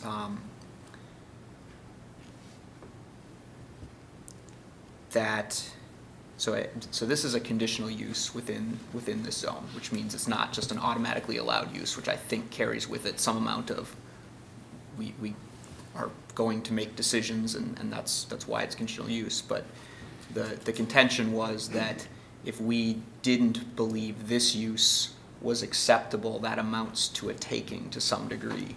And I might be overstating what you said, but I want to hear your opinion that it is acceptable to deny this, and that there would still be approvable uses for this site. Because I do want to have that conversation later to see if we think that the approvable uses are all ones we'd agree with, and get the people in the room. But I want to make sure that if we vote to uphold the planning commission, that you're in agreement that there would be other options for this land. I would agree with that. Obviously, the opposing council may disagree. The court may disagree. I feel comfortable with the decision, but there are no guarantees. There are no guarantees that council doesn't raise that this is a taking and that he's successful on that argument, or that we have not issued the conditional use permit, or we didn't have a valid reason to deny it. So there's no guarantees, but I certainly feel that we've made findings here. We've had a discussion if that's where the council is headed or makes that decision. So the summary is, in your opinion, we are free to decide either way without repercussion, most likely. Or Well, not that we can't. I think that we have but a that ba- you believe we're in standing that to we do have a so. basis to make those decisions. I know. I forgot I was talking to a lawyer. Councilmember Wells? I'm probably going to vote to uphold the appeal, but I'll be honest, I don't feel good about it. We have unrealistic expectations for this piece of property, and we don't like anything. There's been other proposals there that we've denied, and I hate when we have this Pollyanna idea of what's going to go in there. And I definitely would like to discuss this more, because there's nothing that's going to go in there that is on the thought process of some people in the city, and for years back, it's just not going to happen. They've done a good job of describing the issues with that piece of property. So even though I'm going to vote to uphold the appeal, like I say, I don't really feel good about it, because I feel like we're holding this piece of property hostage, and I don't think that's fair. Councilmember Demmer mentioned, maybe we should be looking to buy that piece of property if nothing is good enough there, and I realize that's not easily done, but like I said, it's something I'm not comfortable with, but I'll do it at this point. Councilmember Johnson? So I take council's point on his argument about a regulatory taking. I'm not sure I agree with that if you kind of consider some of the factors, because in the situation, many takings involve an actual taking, and what's being discussed here is preserving essentially the status quo of the property as it sits here today. But here are some of the interesting kind of analyses as you kind of walk through this. You've got a property owner who has a potential use for the property, so there's some value to the property owner there. You've got a situation where it appears to be kind of an investment-backed opportunity, where you have people that are willing to invest in the property and to do something. And the question then, I think, becomes, in some part, are there other economically viable alternatives for this property, or are we really leaving this landowner with no other choice but to basically abandon all hope with respect to this property, because the regulations are so difficult to fit something in there? And we have to all acknowledge there are real restrictions with this property in terms of its future development. Now, I have heard, while I've been on council, and I think I'm right about this, of various other people who've been interested in the property, some of whom have been interested in doing the same thing on this property, or buying the property for the same reason. And if we were to deny for that reason, or we were to deny because we've denied in the past, we wouldn't be giving a fair shake, I think, to this opportunity. It is bounded by a railroad track, and we all know, in fact, when I was racing to get here for a meeting, I got stopped by a train for about 10 minutes, sweating whether I was going to make it here on time for the council meeting.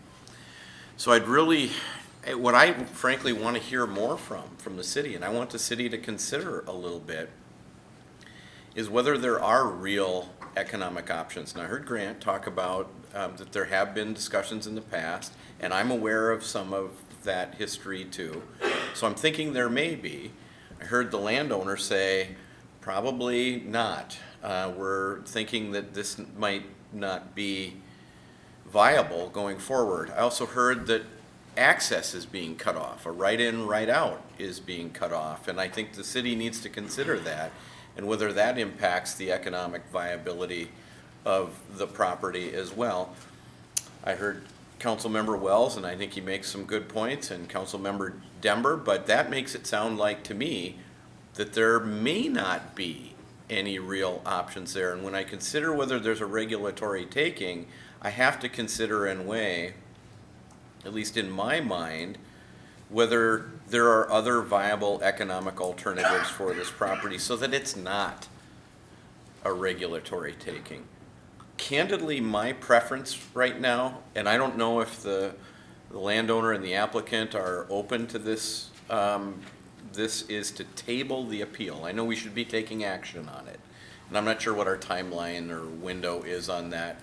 And they might want to claim that they're entitled to kind of a ruling on their appeal. I'm not sure where that stands right now. But my thought is that I'd like to hear more from the city, and I'd like a deeper analysis with the city about the property and less about the project. So I think a bigger discussion needs to be had, at least from my perspective. So that's what I would like us to do and consider. A motion? Yeah, I'll make the motion. The gentleman wants to speak, so I don't want to deny him an opportunity to step forward. Are you part of this process somewhere, or what? I am. Okay. You're the appellant? You're part of the I believe he appellant? represents the adjoining landowners, so I leave it up to councils. You, I leave it up to councils. oh, you don't have anything to do with this parcel? No. You own the parcel next He spoke door? at the planning commission. I'd like an opportunity to speak if the council's, He represents the other storage. represent the Yeah, landowners. you represent the Mayflower. So, So if I might, yeah, I want the gentleman to know that his comments are in our record. They're part of the planning commission record and minutes that have been shared with us, and I've read them. Okay. So I'm not, I'll defer to council, but I'm not sure that he has standing in this appeal. He technically does not, he's not the applicant or the appellant, obviously, this body has a. But I didn't want him to think Conduct that his he- oops, sorry. we didn't Conduct have his- his information. Public input, there's some things that we can respond to. Yeah. yeah. I guess I'm not sure how to use, we start offering up opposing, back and forth on it, then all of a sudden we have to open it up for everybody. Sure, because you hear one side, you hear one viewpoint, and while the minutes are there, they don't always capture it. Yeah, well, And I would most add, of us watched the planning commission meeting too. and they did have a representative there that was able to speak at the public hearing and did provide comment and talking about, I think, their previous application, so that has been recorded in the minutes and has been part of this discussion. If I might though, sir, there may be further, hold on a second, why don't you grab a seat for a second? There might be further opportunity for you to provide input to the council, depending upon what the council decides to do. So I'm gonna make a motion that we table the appeal in this right now, and if any consents from the landowner are necessary to accomplish that, I'll defer to council on that. But table it and refer it back to staff, potentially, and/or the planning commission for further thoughts and analysis along those lines. Councilmember Johnson, could I get you to just hold off, I'd like to just talk about it just a little bit. Sure, it's just. About what we would expect to see before it comes back to us tabling. Because I support that, I think that's going the right direction. But part of what I would like to come back with is, what's the highest and best use of that land? Right. What can we expect? What would be, in a perfect world, what would the city want to see there? Because if it isn't something that's attainable, frankly, I'm not wild about this project, but I don't know what else is going to fit there either. So if, that's part of what I would like to see. If we're going to table it, that's what I'd like to see. And I agree with that. Is there any other discussion before? I will note that the planning commission did make a decision within the 120 days to deny, so I don't think that we are, we followed our code, we had the hearing in the right amount of time, but they've already made a decision within the 120 days to deny. So I think tabling it does not create any issues there. So that should remove that timeline because they've already been given an answer. Correct. Okay. Mayor? Councilmember Kraskowiak? The one thing that I agree with Councilmember Johnson on tabling it is that, first of all, I think the applicant did excuse So me. we're not just, you can't discuss a table. No. That's why Councilmember Johnson is holding that motion, so we can still discuss this on the regular part. So I think the applicant did a very good job tonight expressing his points, and I am inclined to approve the appeal process. But what's in the back of my mind is if we approve the appeal tonight, then since the site plan and the conditional use are tied together, they are we have no more control over that site.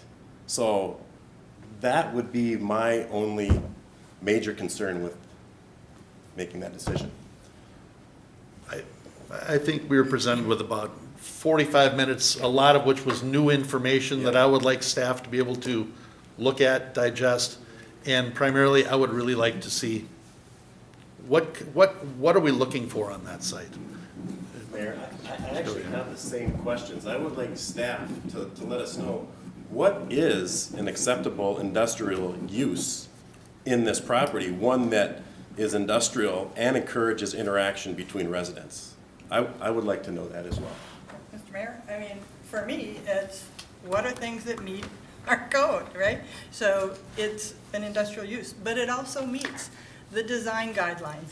That means it's not a fence that we see, that it is frontage on Coon Rapids Boulevard. All of the buildings have that two-story expression.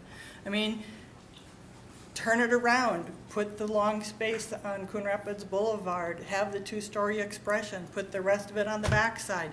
That could possibly get passed, you know, but when you come to us and say, no, we don't care about how Coon Rapids looks, we don't care about your design guidelines, we don't care about the criteria that you have in your code, we're gonna give you a fence, I'm not inclined to say yay. I'm excited about that. So it's, how do we incorporate all of the design guidance? How do we incorporate, you know, the things that we would really like, which would be more of an industrial or use where there are people, that is that sense of community and that sense of building there, versus that fence. It doesn't meet the intent of the framework plan or the overlay or the design guidelines, you know, so there are things that you can do on this spot. It's just, how do you get creative and do it? And I mean, if it's working more with staff and giving them other opportunities, I don't know. Councilmember Johnson's response would help that, would facilitate that. Councilmember Demmer? I'm sorry, what? May I clarify something? Did you be brief this time, Mr. Taft? I'm sorry. You were really, really comprehensive when you went through it. I'm sorry for being Sorry. so long-winded, but I didn't have much support. The fence that the council member doesn't like is a requirement. The screening fence is required. That's all I have to say. All right. So, Fully. Councilmember Demmer? so I would support tabling it, because I think that while I fully agree with our council and I agree with the findings, it seems like there could be movement towards something enough people on the council would vote for, even if I didn't, which I'm not saying I won't, I'm just saying that I hear enough mixed voices that I think it could move if there was more time. I also think that we need to make sure we're careful and we don't walk ourselves into a situation where there's only a 70% chance that there's not a regulatory taking, or a 52% chance. So I like the idea that we have a little time to analyze the new information, the opinion of opposing counsel, and maybe there's a compromise people can get to. But as you said, there was a lot of stuff today. I think the people in the audience would do well to not challenge a tabling, because I think if we had to vote today, it would be a denial. But I think it is also very likely that there's people on the fence if you give people time, especially with regard to the site plan. So that would be my opinion. So I would second that motion if it comes along. Okay. It came. Okay. Did it yet? Yeah. Okay. We have a motion I'll to second table by Councilmember Johnson. We have a second by Councilmember Demmer. There's no discussion on that. Was there a date, or just January 15th would be the middle? What I would like to do is get a report back from from staff, whether it be in a workshop or whatever, by by January 15th, if we could, about efforts in conversations they've had, and then to determine perhaps at a workshop where we would like to put this on, because I think it might be helpful to continue to hear from the applicant and staff at a workshop on something like this. Okay, so the motion is to table it without a date certain. Mr. Stemwedel, if that's the Mayor, case? Council, I'm comfortable with that if it's without a date certain. My concern, obviously, if it's by the 15th is. That's too much. We don't have opportunity for a lengthy work session between now and then. Right. The next opportunity will really be January 22nd. We have a. I'm kind of just looking for some kind of a report on communications and stuff like that, but then Yeah, we can, yeah, that would inform us then better as to where we could place it for a further discussion or a workshop, or a council meeting. Just a couple of points. Mr. Brown. Thank you. This is a sort of, not a sort of, kind of a quasi-judicial proceeding, so I would Right. caution us about discussions in terms of at workshops and things of that nature. I mean, we certainly can discuss these things, but obviously, any decisions need to be made here. Yep. If council is inclined to reject, they need to make requisite findings that are supported by the record in order to, you know, to meet the conditional use permit. There'll need to be conditions on things of that nature. So I just want to make sure that we're, you know, not in a territory that we're always in, so we want to make sure that we proceed with caution. Thank you. Okay, we have a motion and a second to table. All in favor signify by saying aye. Aye. Aye, Is opposed? there, the discussion was, there's no discussion? Not on the table. Okay. Aye. No, that was, that was why Mr. Yep. Councilmember Johnson held his I appreciate motion, it. Got it. so we could kind of discuss it a little bit beforehand. Thank you very much for your time. Thank you, it's, You haven't finished your motion, Mr.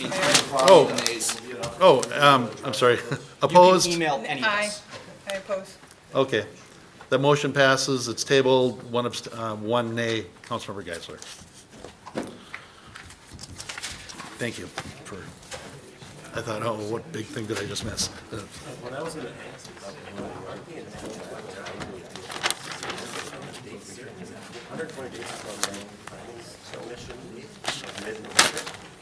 So, all right. All right.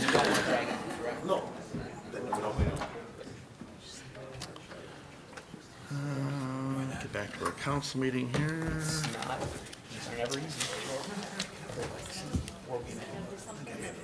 All right. So, does that, do we have to take an official action to table item 11 then too? Oh, Mr. Stemwedel?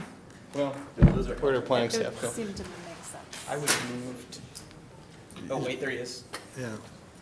Say, Mr. Brody, so should we take an action to table item 11 then too, to be consistent? No, because that actually, That doesn't matter. we should have, hold on one second. Why? Oh, no, no, if this is gonna involve another monologue.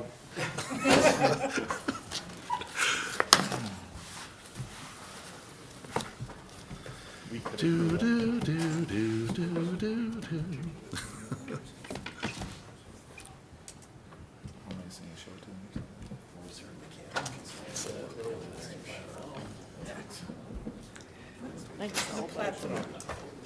I wouldn't. Doesn't necessarily matter one or the other. It's All right.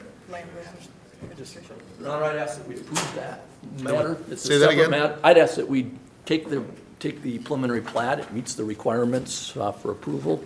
And for some reason, if this particular project is denied later on, this preliminary plat will die a natural death. If this Okay.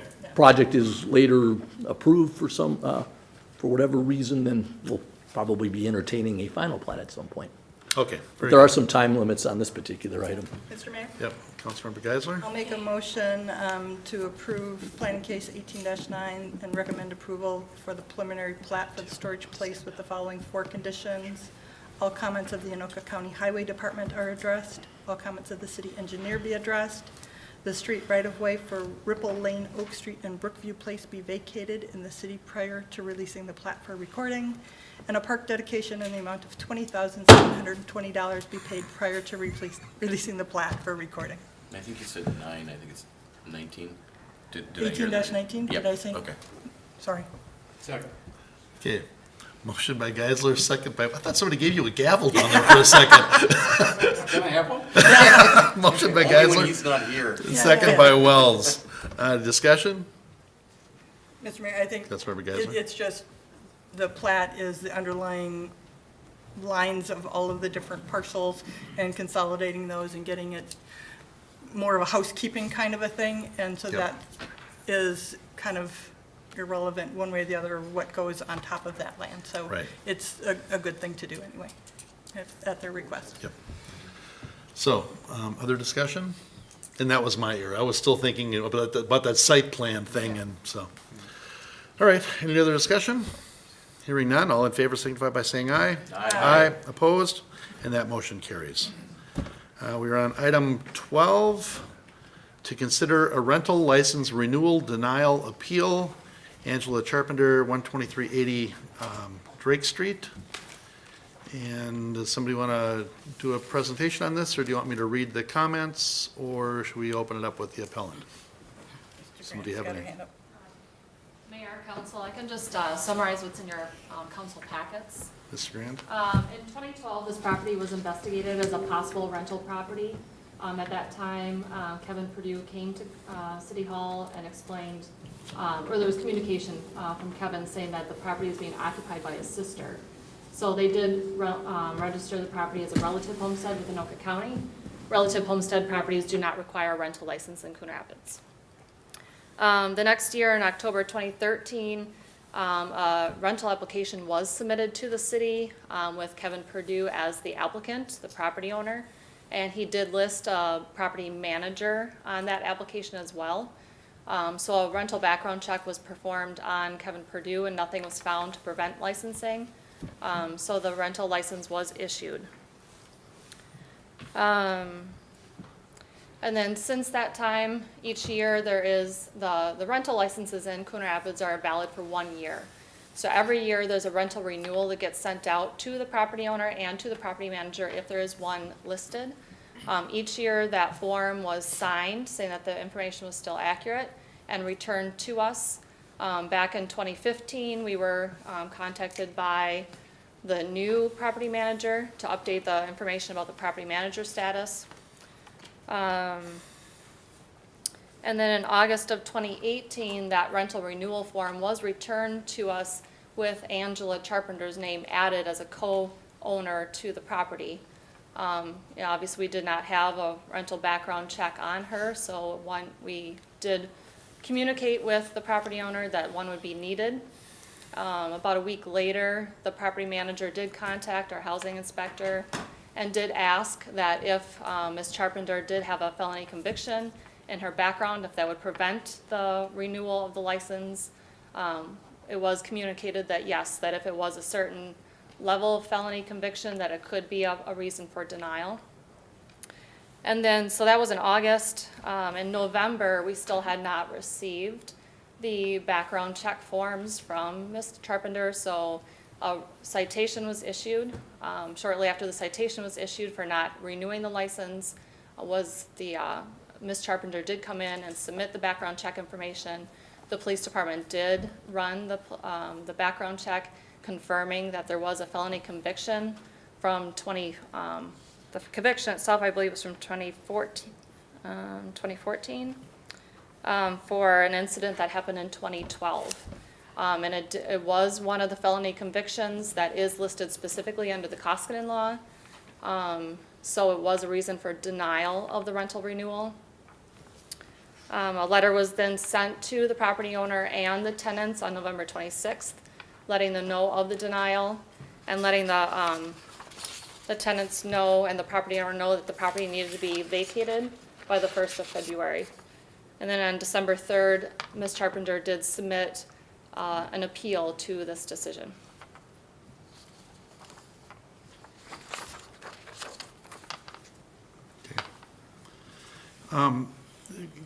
A quick question here. So, it started out as a Category A offense, but was, it looks like it was resolved as a Category B offense. How does that apply here? Because Category of A has a lifetime prohibition, and Category B is prohibited for a period of 10 years following discharge from sentence. So is this considered a Category A then, or is this considered a Category B as far as we B? As far as we look at this? Pled guilty to the B category. Okay. She was charged originally as a category offense, I think, second degree Yeah. assault. Mr. Mayor, Mr. Wise. Council, I just wanted to make sure that the nature of the offense was clear to the council, that from the criminal complaint, you understood what had originally happened that led to the conviction for terroristic threats. And that's why I had requested a copy of the police report and went through the case file. You have a copy of the original criminal complaint, and then there's also a copy of the Register of Actions, which details what Ms. Charpenter ultimately was convicted of, which is that terroristic threats offense.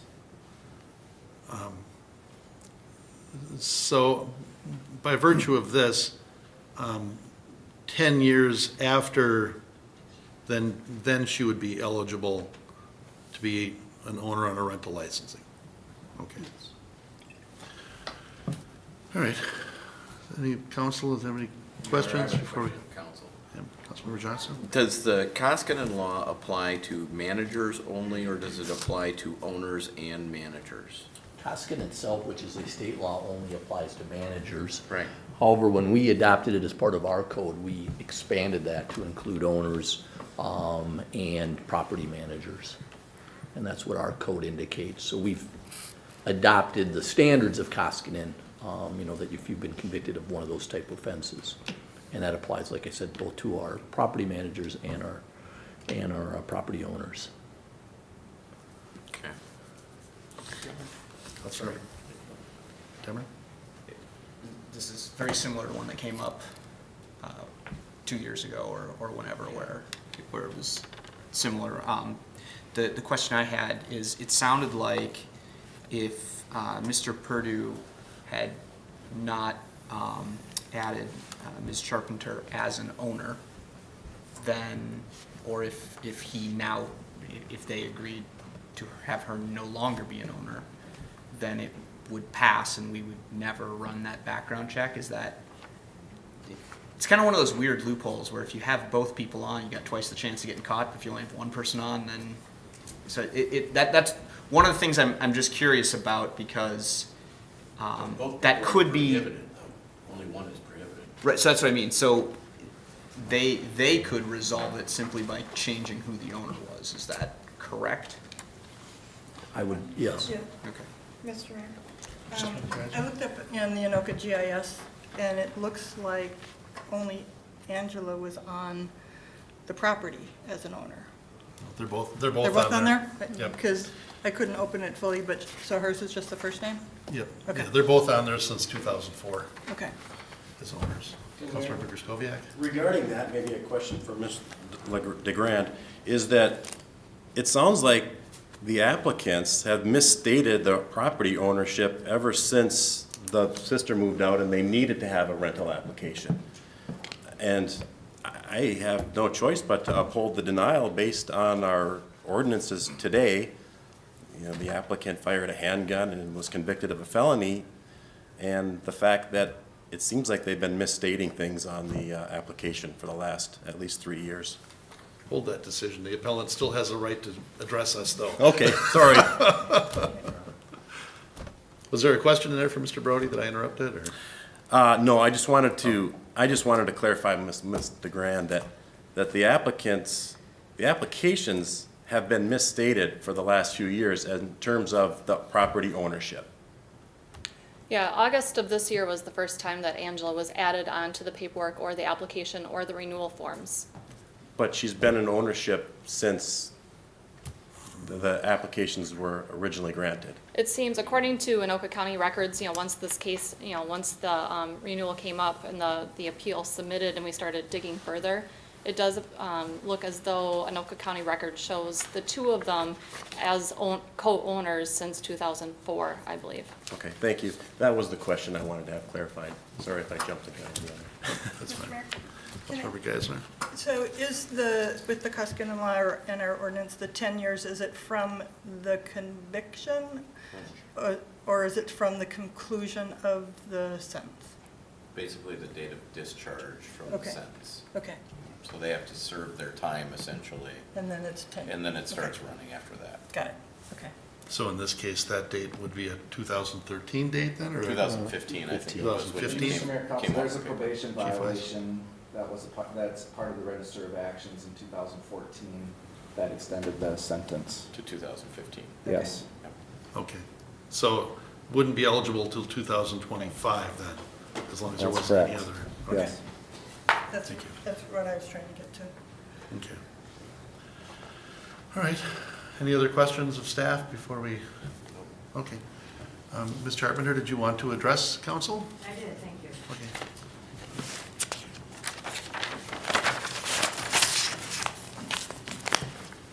So I will try to keep this short. I'm not going to read my appeal letter. I think we've heard a long enough appeal before me. I have been an owner since 2004. We have had rental managers since I believe it was 2012 or 2013. Since the beginning, we were not aware that we both needed to be on the application. And at the time we first started renting out our townhome, I did not have a felony conviction on my record at that time anyway. The only reason this came up is because my rental manager is very good at his job and noticed that I wasn't on there. He knew I should be. So we didn't know that, so he went ahead and put us on. That's what's brought us to this. Currently, and before all this started, Kevin and I had already decided we're planning on selling the Drake Street property. So we're basically here today to ask if there is, I see you're likely going to deny my appeal as it is, but I ask that you consider a temporary permit of some sort so that my current tenant does not have to leave in a month and a half. I feel that's quite the hardship on her to try to find a new place in about a month and a half. We'd just like to request that you allow her to live out the rest of her lease, and then we'll be selling the property. I do have some friends, family, and coworkers here today, not only in support, but to answer any questions. My rental manager is John Schufert from CPM Management. Kevin Perdue, my partner of 20 years. My sister, Bobby Wingy.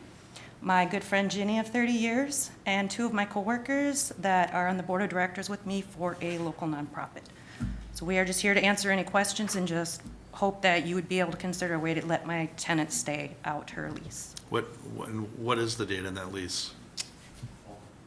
So that's July. July.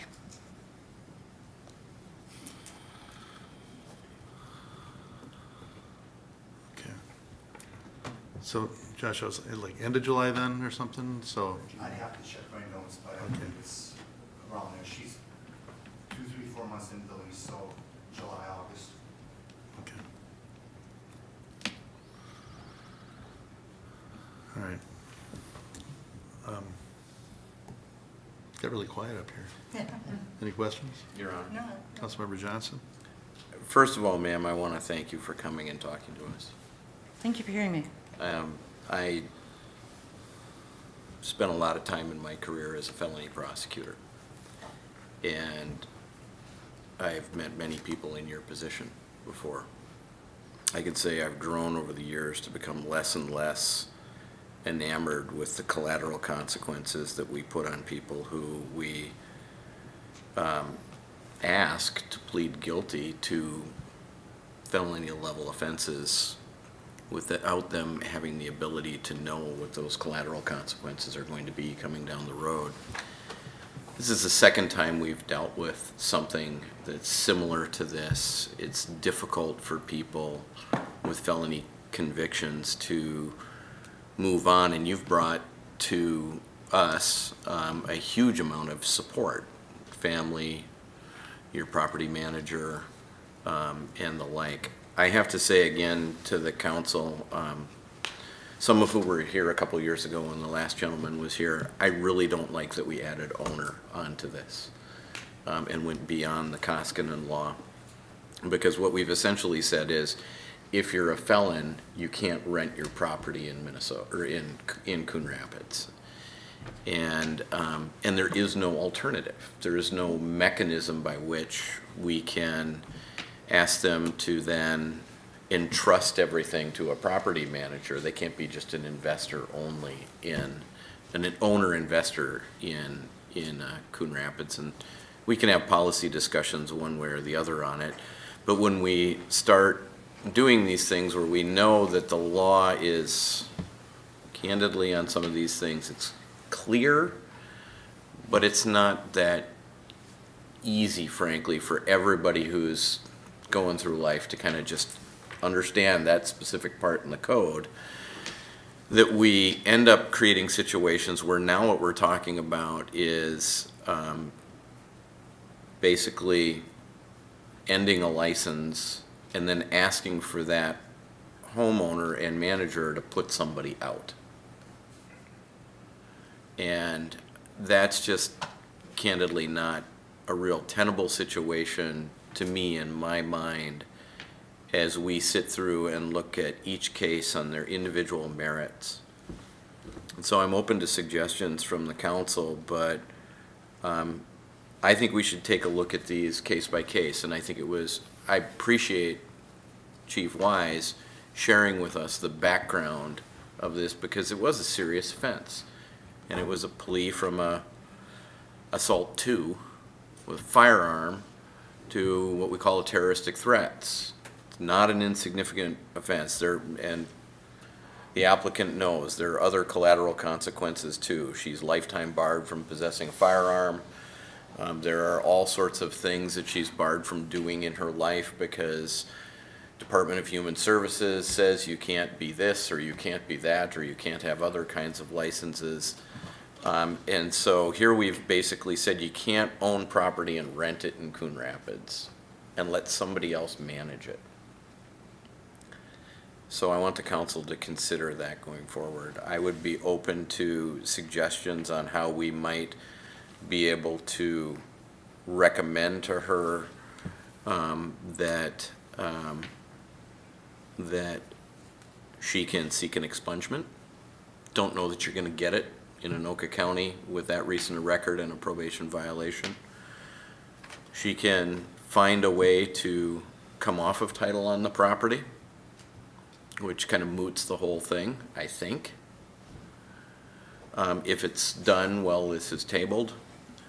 Or we can make our decision and make our vote tonight, but knowing that the consequence of that is going to be beyond just the denial of the license or the elimination of the license. The consequence is going to be to a family that is here, and it's also going to be to a tenant that hasn't come forward complaining about anything yet.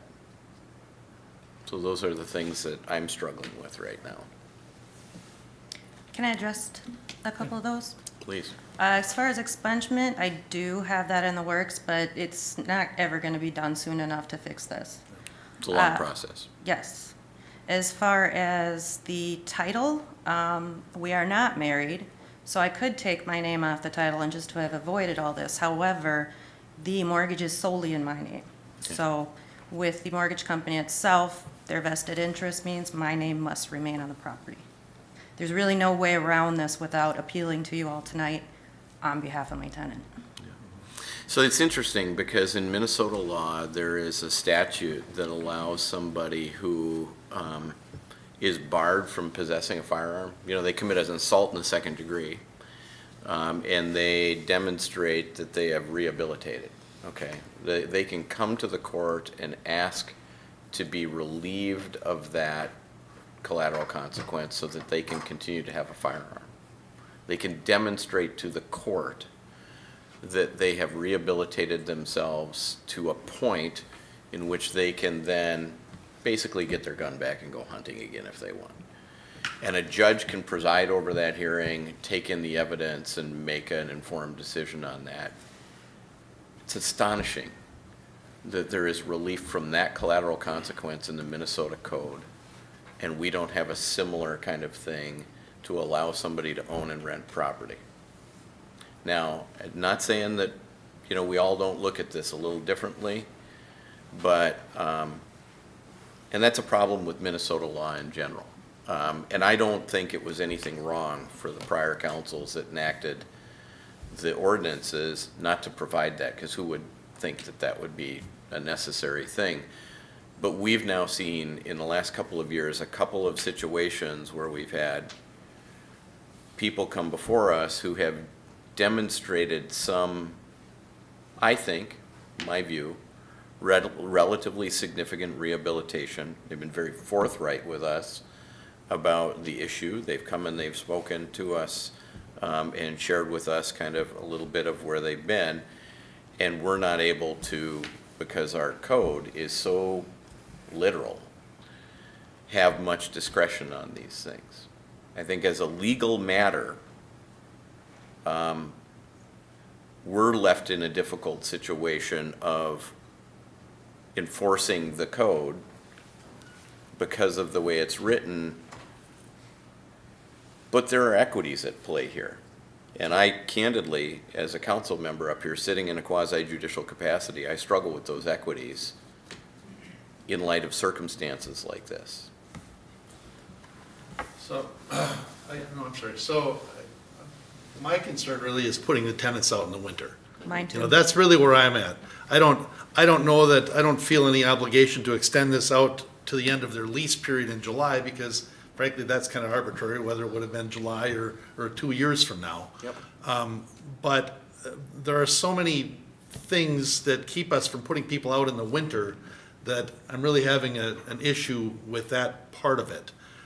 And I would support some mechanism to get this out to spring so that the tenant has time to find someplace then, but I don't know what that looks like. Councilmember Demmer, did you have something? That's a question. I would say let them go first. Okay, all right. I do have a comment. Okay. Your Honor, I think we have in the past, or this council has in the past, when it has denied a license renewal, extended the date that was recommended by staff for the property to be vacated. It does put this, this puts us in a little bit of a precarious situation because we're denying a license, but, and I don't know what inspections have or have not been done on that particular property. I guess I'd defer to Ms. DeGrand if it's met all of its other requirements, and this is the only, I presume, the only condition that's left. But I think we've done that in the past. I think it does account for things like winter and hardship for the landlord in terms of resolving the situation. So I think if part of the motion was to deny the license and, provide that the tenants have to be out by a certain date, that would be for something that staff then could base its enforcement on. Okay, I'm thinking like a May 31st date, but Councilmember Wells. I guess I'm not as nice as you. I was thinking March 31st. It's, over 90 days. But, I guess I could be swayed by a different date. But I feel bad for the renter. I realize they're the ones that, had no involvement at all. But they have to move, and, and I think, over 3 months is an adequate amount of time to make up, in your mind where you're going to move to. Mr. Mayor? Councilmember Demmer and then Councilmember Geisler. So just for context, the last time it came up, it was my neighbor, the guy who lived across the street. His kids played with my kids. I was more or less in your chair while I was in this chair, saying, look, I sent my kids over to this guy's house. And ultimately, we still voted to not allow the license. And yeah, what I heard as the rationale is that not only the manager has the keys, but the owners have the keys. No, I have no physical access But I to mean, the that's property. the rationale to the law, that the owners can have a key. I completely understand the rationale to the law. I don't disagree with it. This was a serious felony. I completely understand it. Like I said, we were already planning on selling this property before this all came up anyway. The only reason I'm here is not to save our permit, whatnot. It solely is just for my tenant. So the other part of it was that the Koskinen law was passed because, if I remember right, Koskinen didn't know that the person was a felon. And so I'm a lot more comfortable giving a little more extension time if the tenant is fully aware of the situation. So I don't know if the tenant's here. She is not, however, she did receive the notice from the city, and she has been in contact with my property manager extensively over Because this. to She me, is aware. that's the core of the issue, is adults can make some adult decisions. I don't want to grant a license because then there's no guarantee the next person would know that. Of course. But as far as being generous with the extension to get the client or the tenant out, as long as the tenant is aware of the risks they're taking,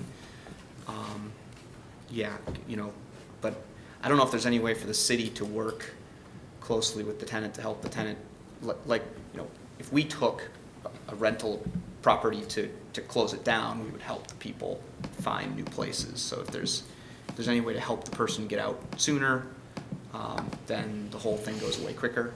But certainly if it's a perceived hardship to get out, I'm in favor of the motion with the extension. We have to write a lot of checks when we help. I don't think that's gonna be Yeah. our I role didn't here. mean that kind of help. I meant more of provide information. Provide, we know this other place is a decent place and it's, whatever. Any way we can expedite. The question I would have of your tenant, single person, couple, are there kids, are they school-aged? I only know of the main tenant just through contact. We have a rental property in Blaine. She is her sister, and that is how she got in contact with my property manager. I've never spoken with her myself. I don't have any contact whatsoever with the tenants or the property. And the reason why I was asking is, one of the other things that I would have a concern with is, I would hate to take a kid and make them move schools in the middle of the school year if we didn't need to. And so if there aren't school-age kids in the unit, then to me, a March 31st kind of a timing makes more sense. If there are school-age kids, I'd want to take that into consideration. This is the business that I'm in, and I just know how fast time goes. And if you give that tenant a March 31st, that's still winter. I mean, you think about It is. last April 14th with 15 inches or 20 inches of snow. I mean, that still feels like winter to me. I mean, a May 31st gets them out to summer. If there are kids, the kids can finish a school year. That would be the date I would support, but. So Councilmember Demmer? what was that date? May 31st? Yeah. All right, so try to make this motion right. Move to recommend the city council affirm the denial of the rental license renewal to the property owners at 12380 Drake Street Northwest with an extension to May 31st as the date that the tenant must be out. It'll probably work, or that the property must be vacated. Property must be vacated. On May 31st. 2019. 2019. 2019. We have a motion by Demmer and a second by Johnson. Is there discussion? Mayor? Councilmember Griscoviac? I agree with the premise here, absolutely. If we do this, are we, the Koskinen law was put in place for a reason. Are we going to be in trouble with that law by doing something like this? No. We're doing more than the law requires. Right. And that's what's getting us in trouble. I'm sorry, we get the high dollar attorney over here. Do you want to answer that, Mr. I Brody? mean, we're denying the motion based on our code that prohibits, or denying the license based on the code that prohibits that. We're, I think, providing some human factor to that by granting them an extension. I don't have any problems from that from a legal perspective. We're following our code. Okay. Thank you. Councilmember Johnson? I'd like to thank council for his just suggestion, and I'd also like to thank the applicant and appellant for coming in and talking to us about this. I appreciate the position that you've taken on this, and I thank you for your candor. Thank you very much for hearing me. We better probably vote on this though first. Yeah. Any other discussion? Hearing none, all in favor signify by saying aye. Aye. Aye, opposed? The motion carries. And yes, thank you for coming in, and thank you for, obviously you've got some support here, and thank you very much. Thank you so much.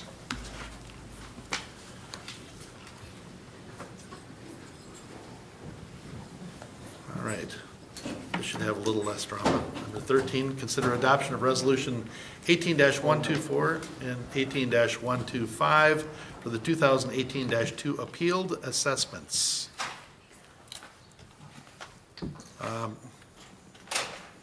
So, and we've got some new numbers, but those are already in here. Ms. Legg? Yes, you have in front of you the appealed assessments and the ruling of the Board of Adjustment and Appeals. And from the time that the memo was written, there have been a couple of people that have paid. So the amount on the 1-year resolution is $1,860. The amount on the 3-year resolution is $5,820. All right. Councilmember Demmer? I want to do a couple of things real quick. Sorry, this is during the long meeting, but first off, the Board of Adjustment and Appeals sits in a very, very difficult role, right? They're, as far as I know, volunteers. They're not city employees. They come up and sit at this dais and get to listen to everyone who has a reason why they think their fine has extenuating circumstances, and they handle it with empathy and they handle it with grace, and they're a board that deserves probably a lot more notice and credit than they get.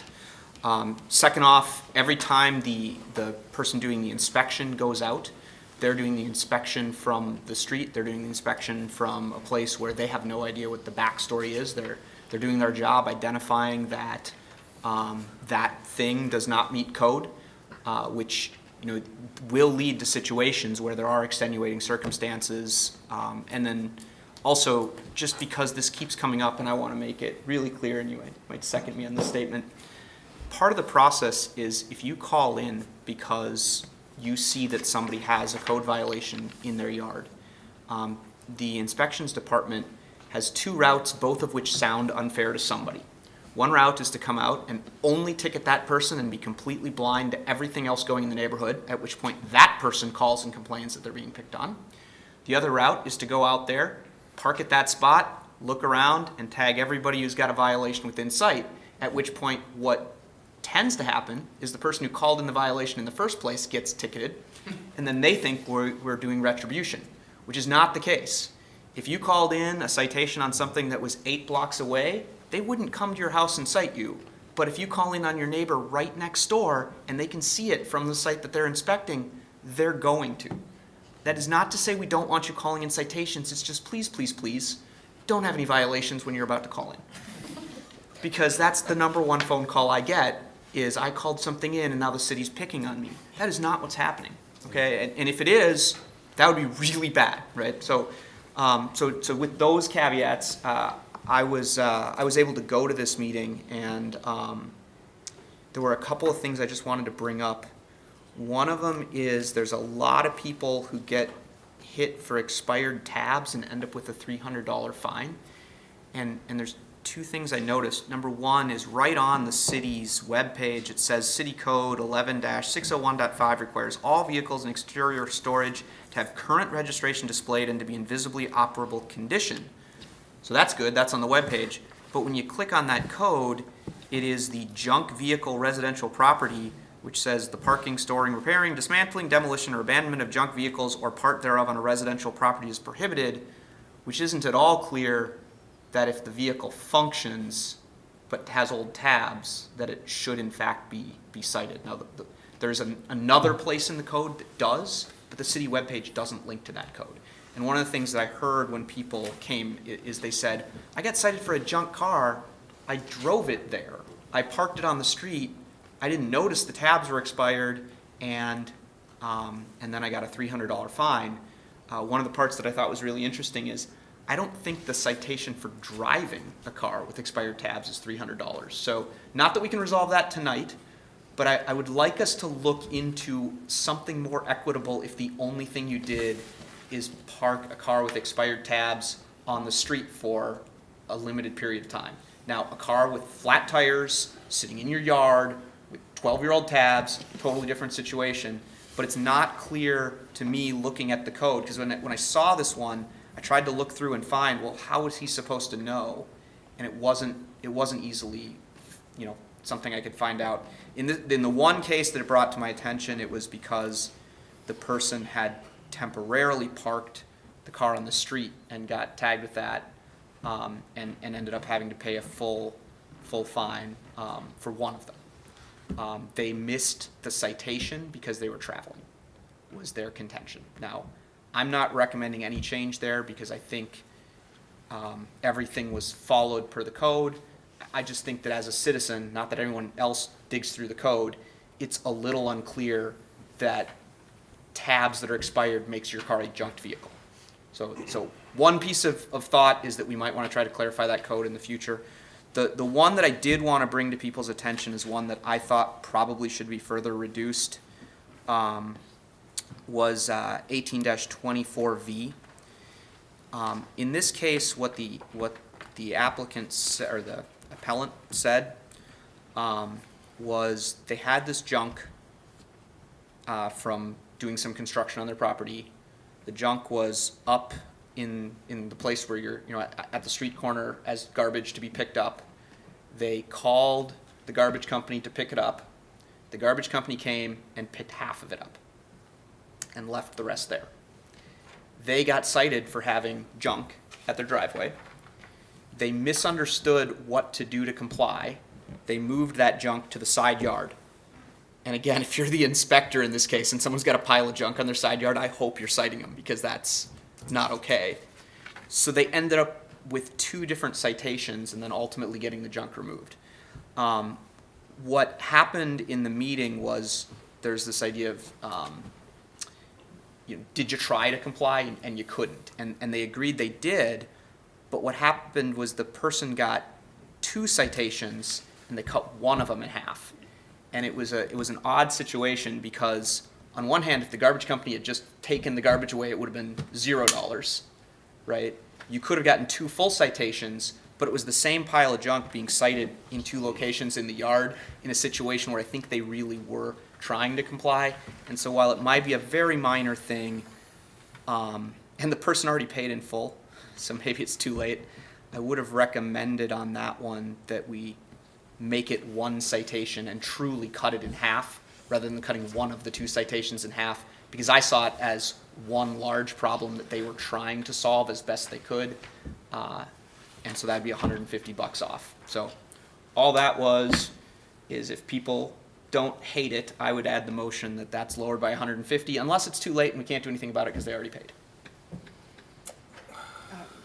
So we trust the Board of Adjustment and Appeals Yes. except on this one. No, I trusted them, and I actually sat down and talked with them, and one of the things that they had, it was a little bit of, we try to be as fair and equitable as we can on these things. In this situation, there were parts in what was written up that they should have understood and they should have been able to figure out. The person stood up there and said, I see it now, I totally misunderstood, I get it. They were willing to lower it for substantial compliance. The people I talked to afterward, which was not a majority because that would be not an open meeting, it was 2 people I ran into, both said, yeah, that could have been lower. So it was a suggestion. Overall, I thought they handled it really well, but that we probably have more ability to lower it than they do based on findings. Councilmember Johnson.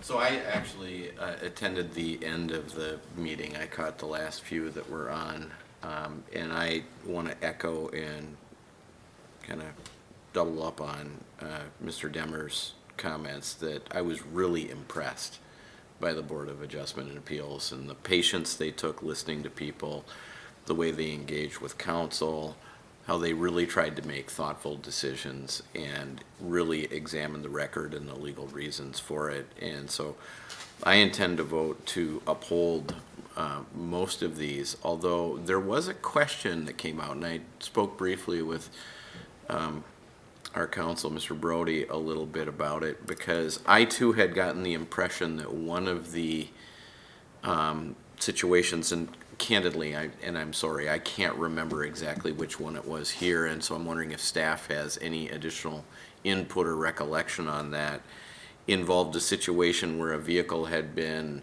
cited after being moved out into the street. And so then there's an option to cite a vehicle with a traffic citation for having expired tabs and being parked on the street or being on the street versus a code violation doubling up on something that had been, a different or an earlier kind of penalty. And I'm wondering if there's any recollection by staff on that and if we could get a little input on it.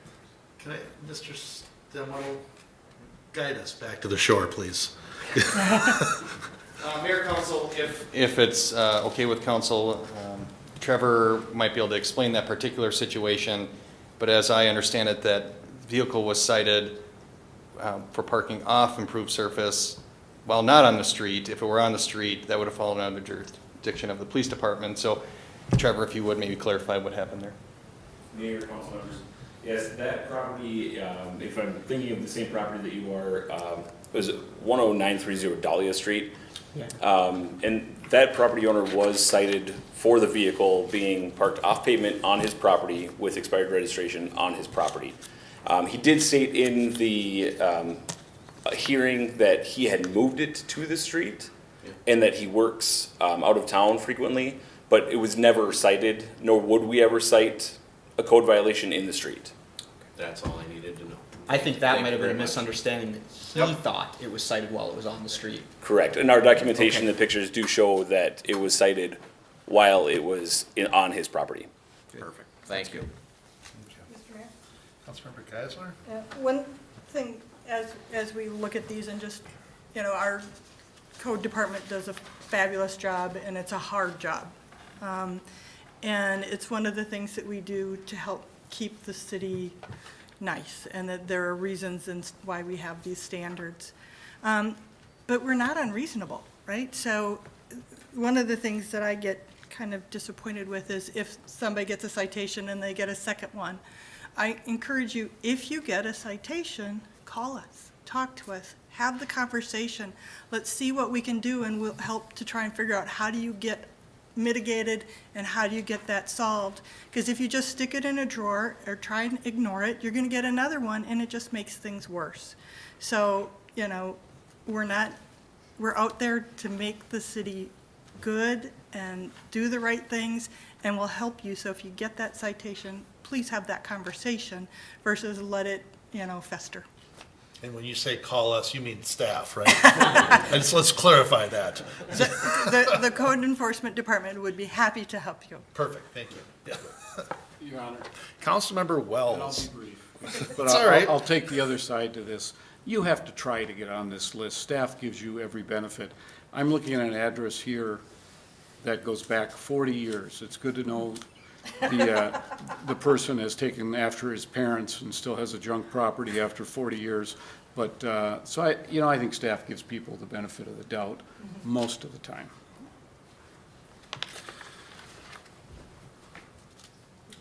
I'm going to miss you when you retire. All right, so it seems like we only have one thing hanging right now, and that's Councilmember Demmer's desire for the one property that's already paid their bill, that already went through the Board of Adjustment and Appeals. And Mr. Brody? I'll just make my pitch. And I appreciate both Councilmember Johnson and Councilmember Demmer attending that particular meeting. I think you sort of see what goes on there. I sat on that when I first came to the city, or when we first adopted that, and it's a long, arduous process. I think people get an opportunity to say their piece. As you can see, the board doesn't rubber stamp city staff piece on that. I do get a little concerned when, and again, I appreciate both of you being there, but then you see particular things that, well, that's interesting. I'd like to bring this back to the council.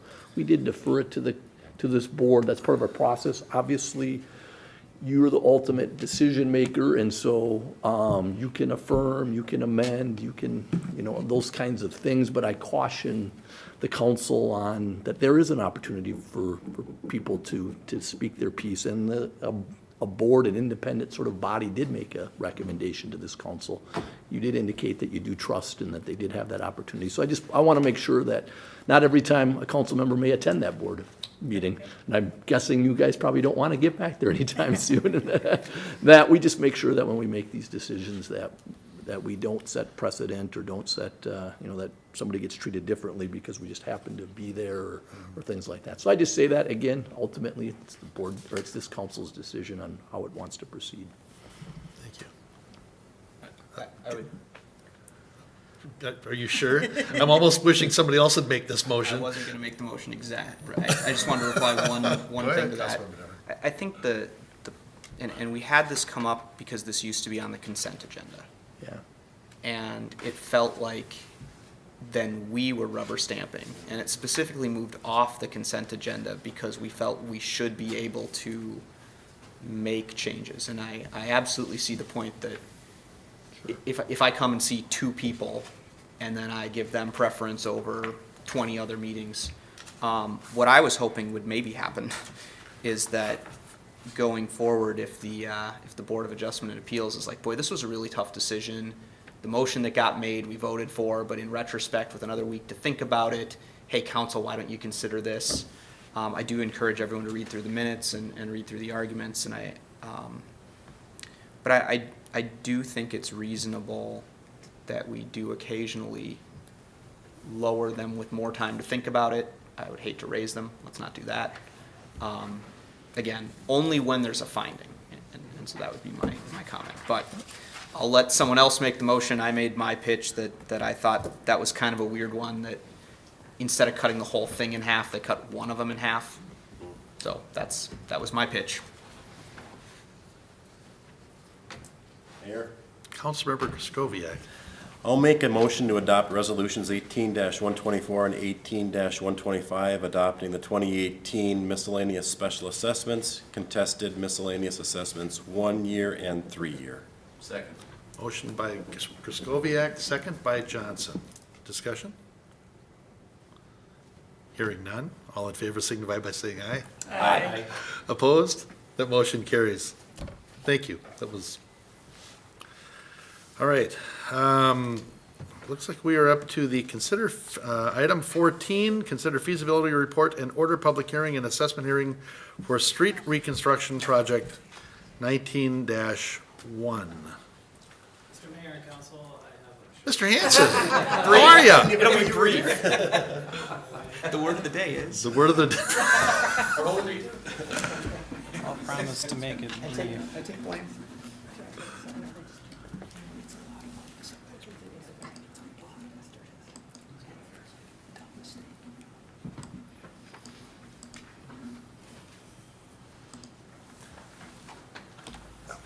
Okay, so we are here to talk about the feasibility reports and the assessment rules for the 2019 street reconstruction program.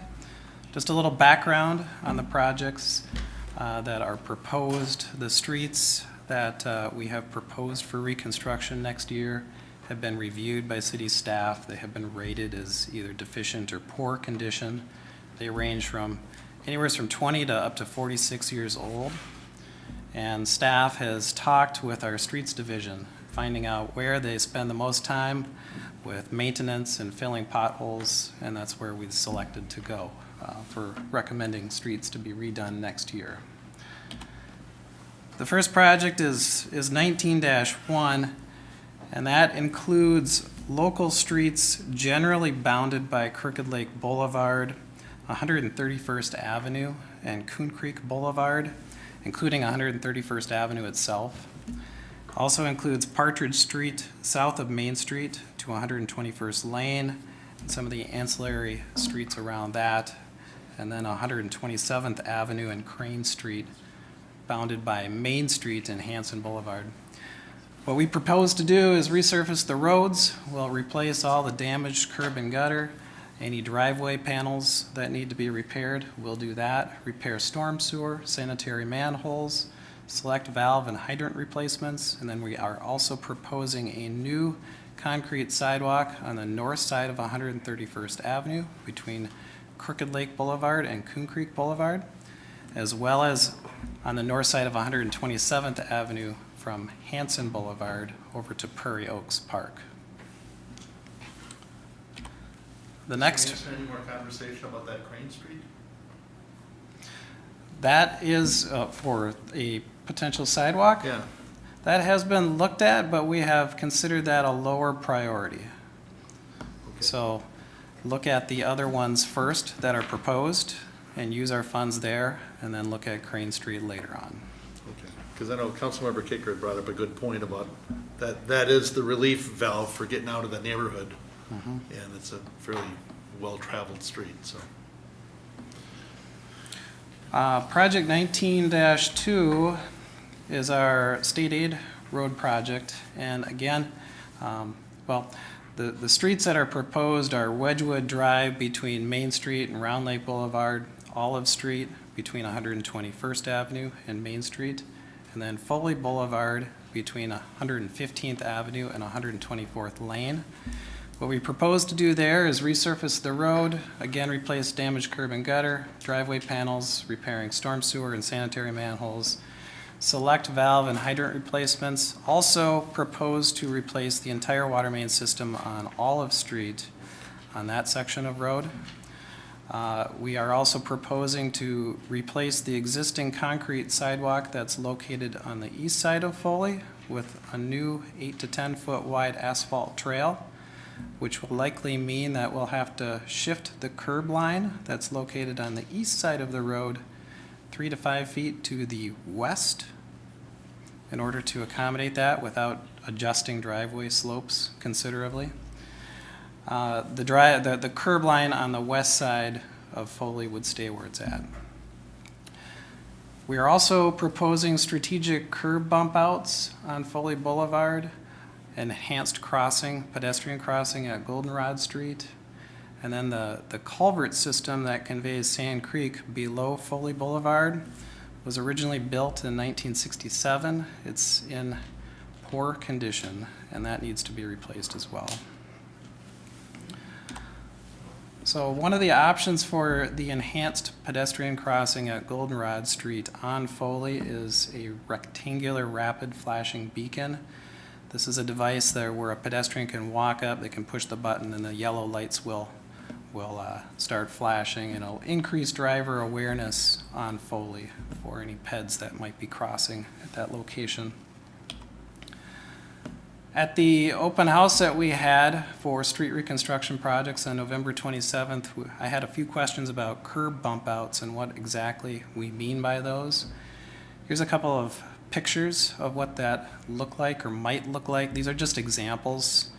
The final design is going to have to be carefully considered and coordinated with our Public Works Department to make sure that we're not damaging snowplows or vice versa, and particularly where they're going to go. The idea is to shorten pedestrian crossings and to help calm traffic. We have received a lot of feedback from residents and people that live in the area of Foley about speeding on Foley. Project 19-3 is a local street reconstruction project that will include Flora Street north of 109th Lane. It will include neighborhood streets generally bounded between Foley Boulevard, Dogwood Street, 115th Avenue. That includes the Bridgewater neighborhood. Mississippi Boulevard between Hanson Boulevard and Ibis Street. A section of Holly Street, Springbrook Drive, kind of in the industrial area or the south part of the city, just east of Evergreen Boulevard, and then it's a service road along East River Road, a one-way service road on the very south end of town between Larch Street and 84th Lane.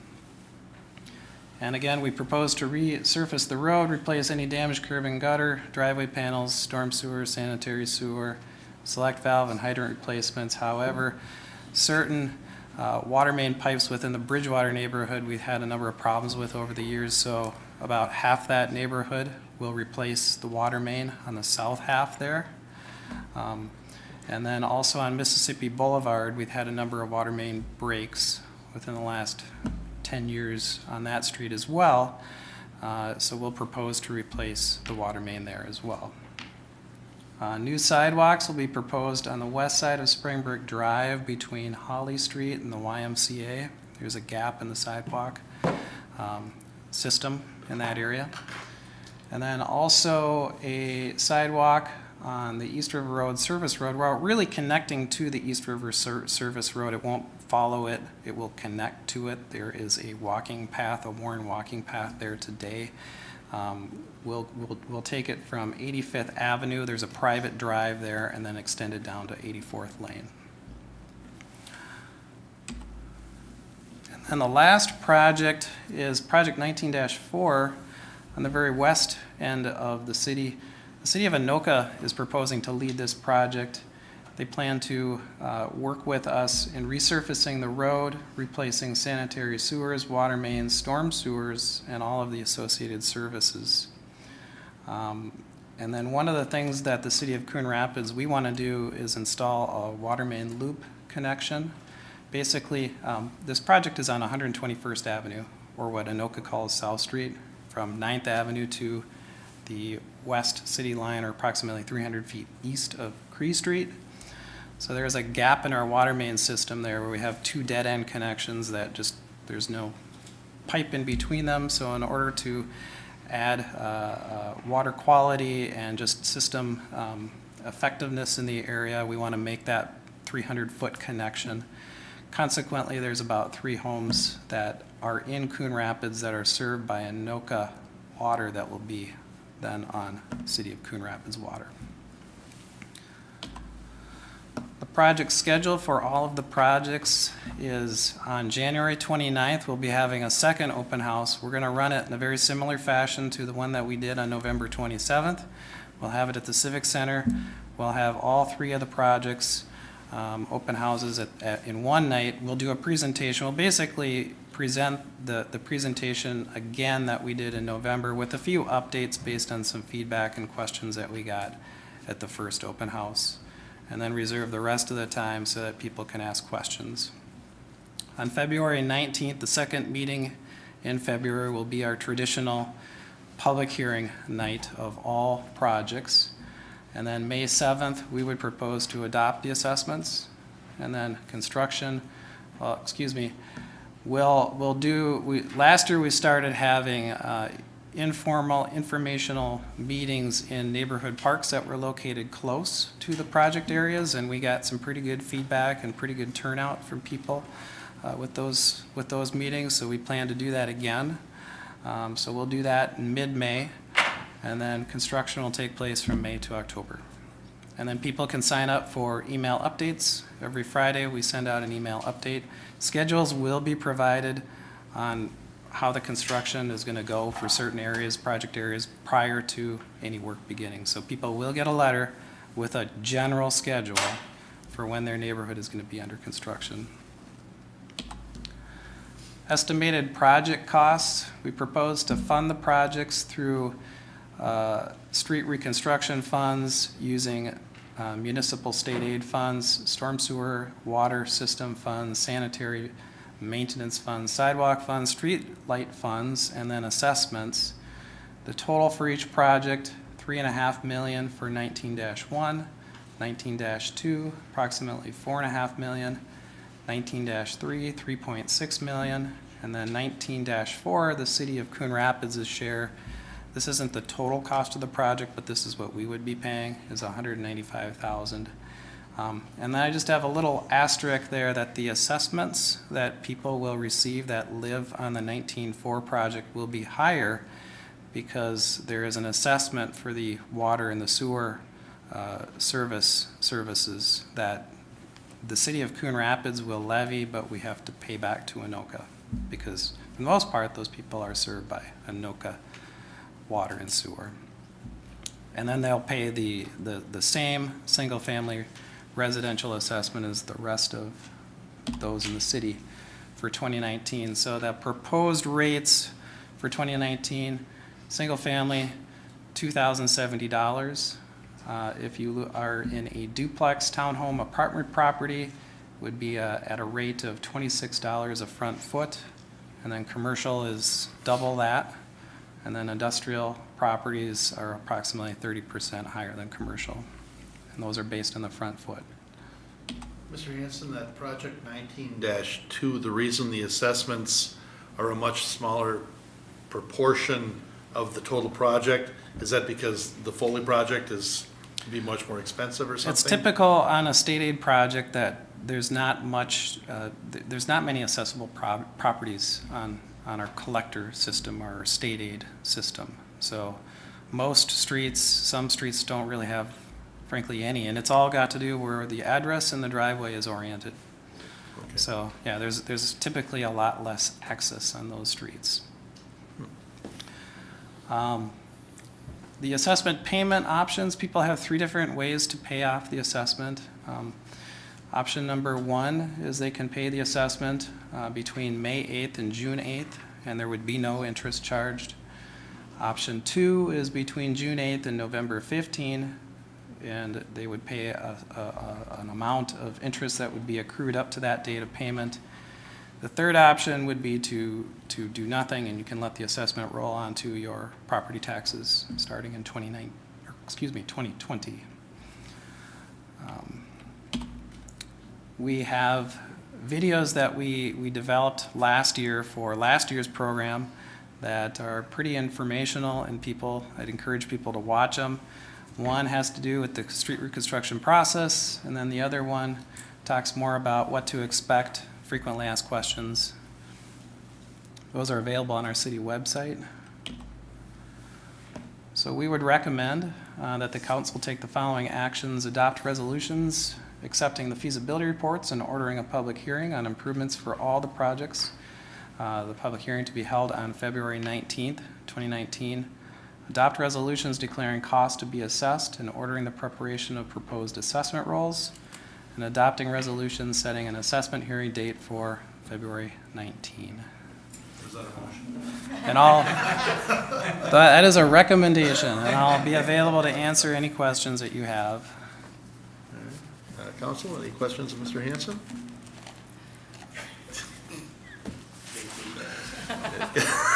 Mr. Mayor? Councilmember Geisler. I'll make a motion to adopt resolution 19-1 sub 4, accepting feasibility report and ordering a public hearing on improvement for February 19th, 2019, and to adopt the resolution 19-1 sub 10, declaring the cost to be assessed and ordering preparation of proposed assessment rolls, and adopt resolution 19-1 sub 11, setting an assessment hearing date for February 19th, 2019. Second. Motion by Geisler, second by Kicker. Discussion? Hearing none, all in favor signify by saying aye. Aye. Aye. Opposed? And that motion carried. Want me to keep going? Oh, keep going. Okay. I will make a motion to adopt resolution 19-2 sub 4, accepting the feasibility report and ordering a public hearing on improvement for February 19th, 2019. Adopt resolution 19-2 sub 10, declaring the cost to be assessed and ordering the preparation of proposed assessment roll. Adopt resolution number 19-2 sub 11, setting an assessment hearing for the date of February 19th, 2019. Second. Motion by Geisler, second by Kicker. Discussion? Hearing none, all in favor signify by saying aye. Aye. Aye. Opposed? And that motion carries, and we are on to item 16. Anybody else wants part in the fun? Okay. All right, I make a motion that council adopt resolution number 19-3 sub 4, accepting feasibility report and ordering a public hearing on an improvement for February 19th, 2019, and adopt resolution number 19-3 sub 10, declaring the cost to be assessed and ordering preparations of proposed assessment roll, and adopt resolution number 19-3 sub 11, setting an assessment hearing date for February 19th, 2019. Motion by Kicker, Second. second by Griscoviac. Discussion? Hearing none, all in favor signify by saying aye. Aye. Opposed? And that motion carries, and we're on to item 17. Your Honor.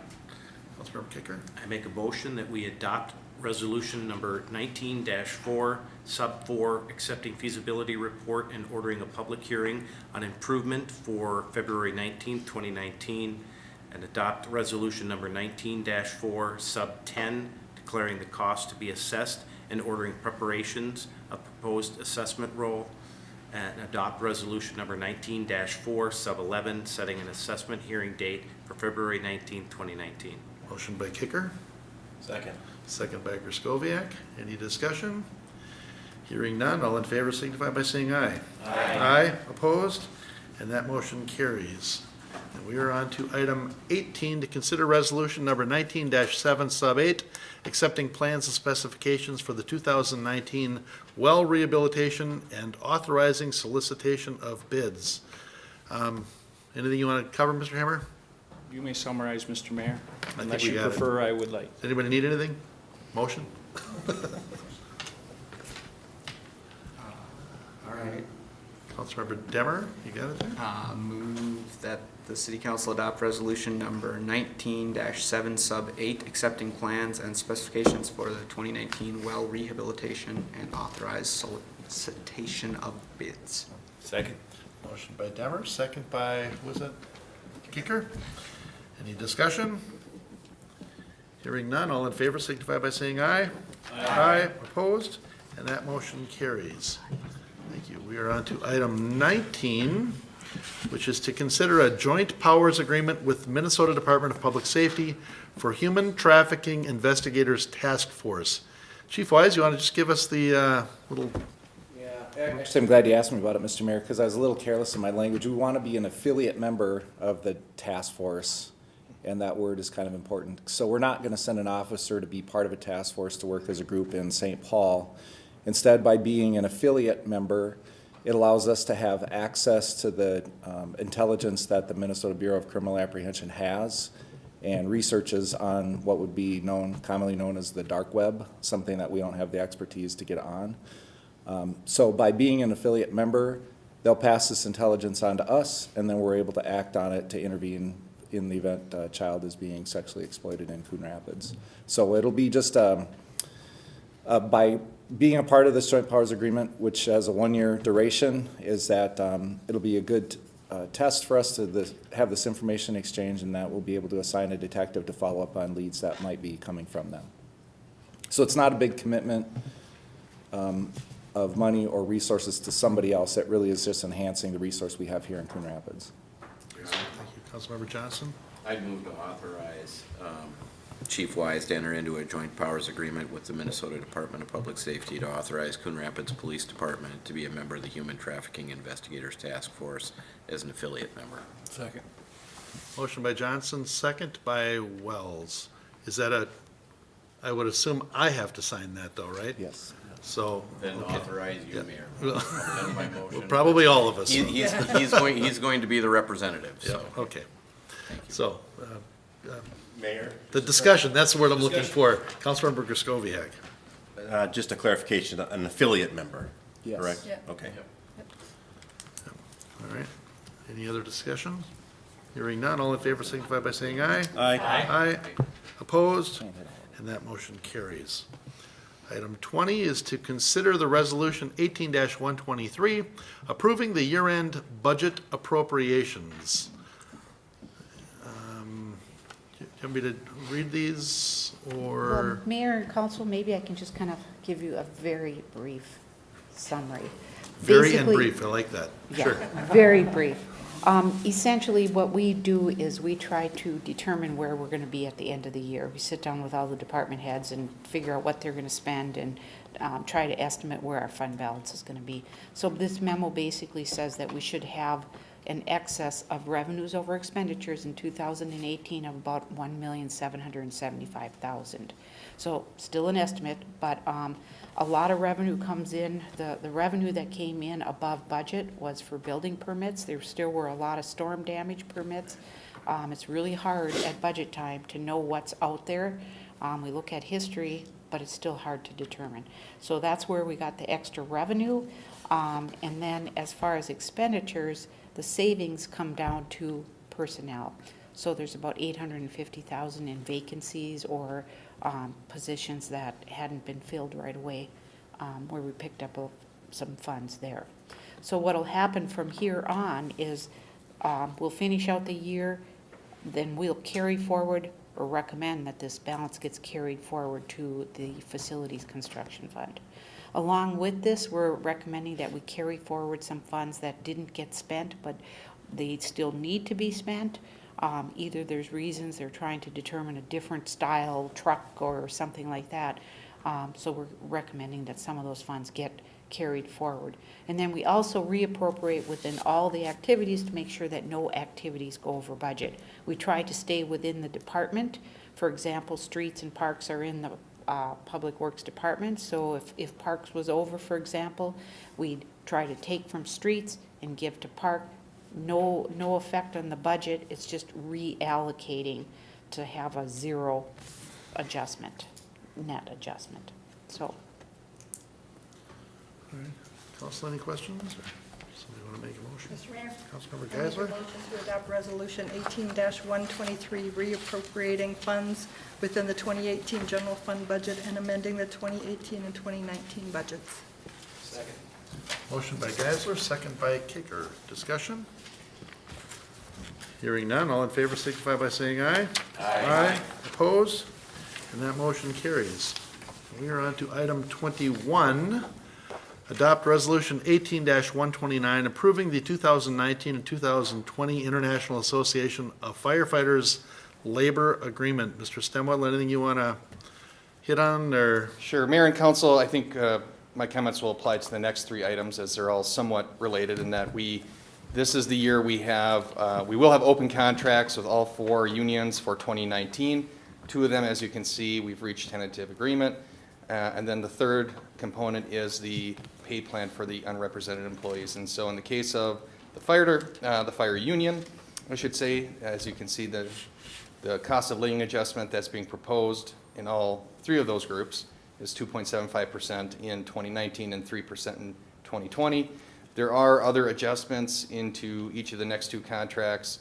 What we do is each year we go through contract negotiations. We get the contracts from all comparable cities, break them down by components, see where, from a market perspective, we may need to make some increases, whether that's to a clothing allowance or otherwise, and sort of negotiate from there.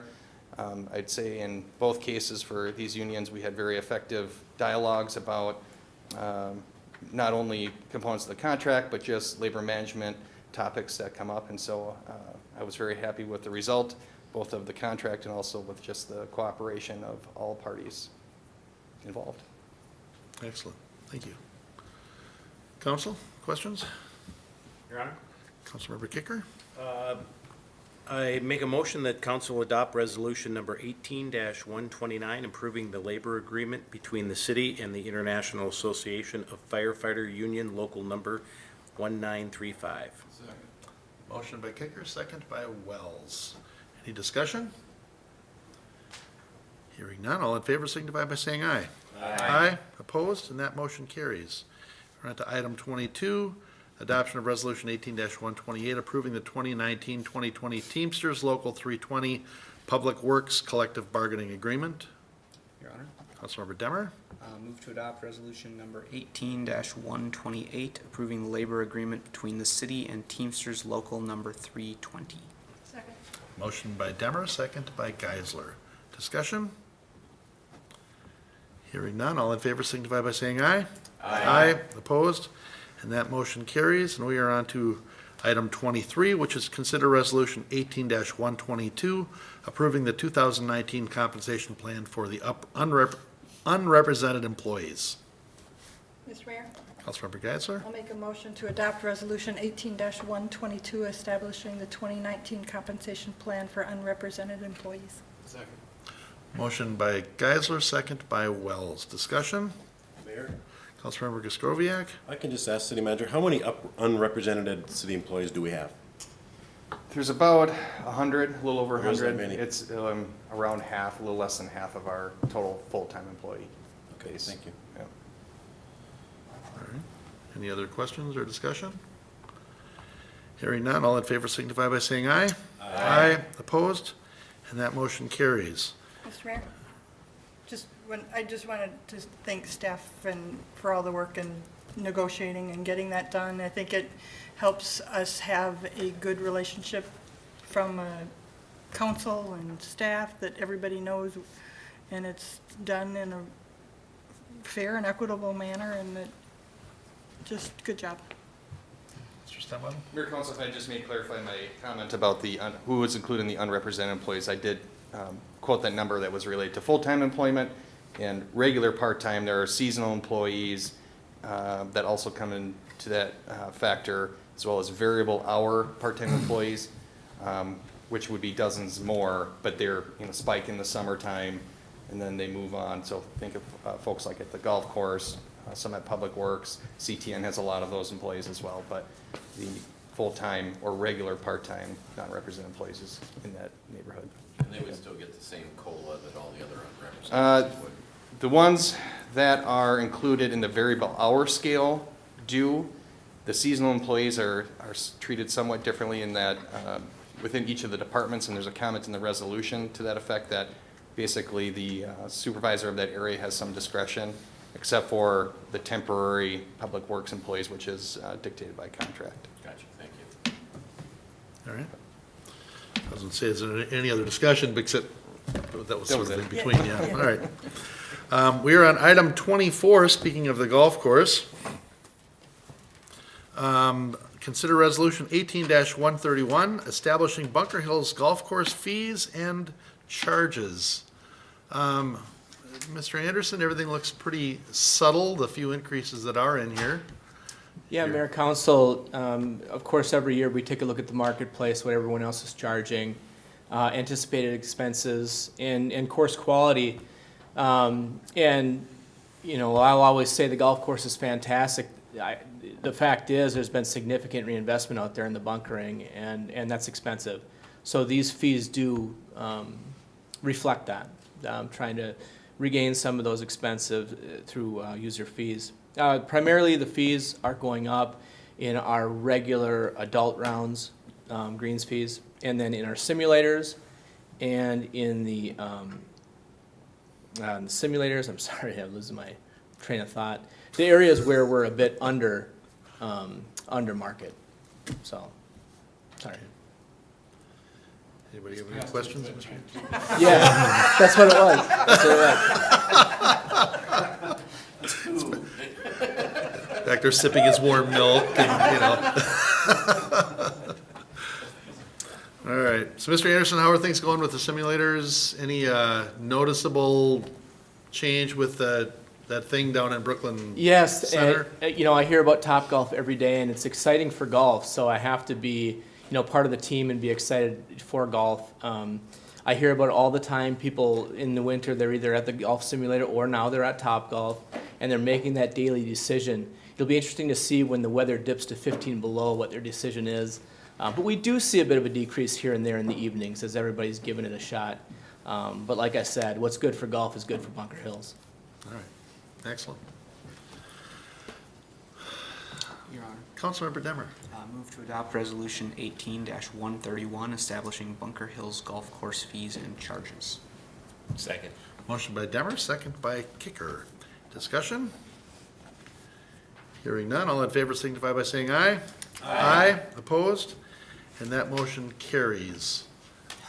Next on our agenda is the open mic response to Ms. Laurel Freilich, 11740 Zeon Boulevard, or Exeon Boulevard. I can never remember how that's supposed to be. I've lived here my entire life, sorry. It's about the secondhand smoke ordinance, and there's just lots of discussion points in here, but it gets into the Minnesota Clean Indoor Air Act, provides for some protections from secondhand smoke that would apply to her situation.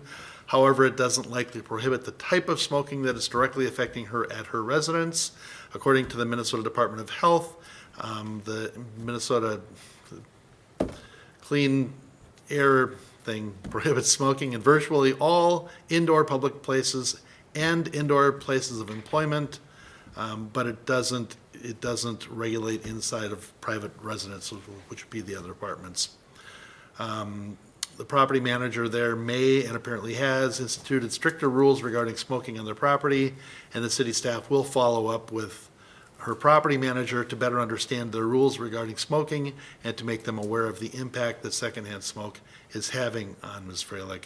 And then there's just lots of other information here if anybody's interested in looking at today's council packet. And we are up to, oh, I skipped right over open mic. I'm so sorry. Uh-huh. The one I thought maybe was waiting for open mic is gone anyway, I guess. All right, anybody here for Peter? Open mic, anything? You want to complain about not having a desk tonight, or? All right, nobody for open mic, and we are at other business. I think we have one thing for other business. Are you sure just one?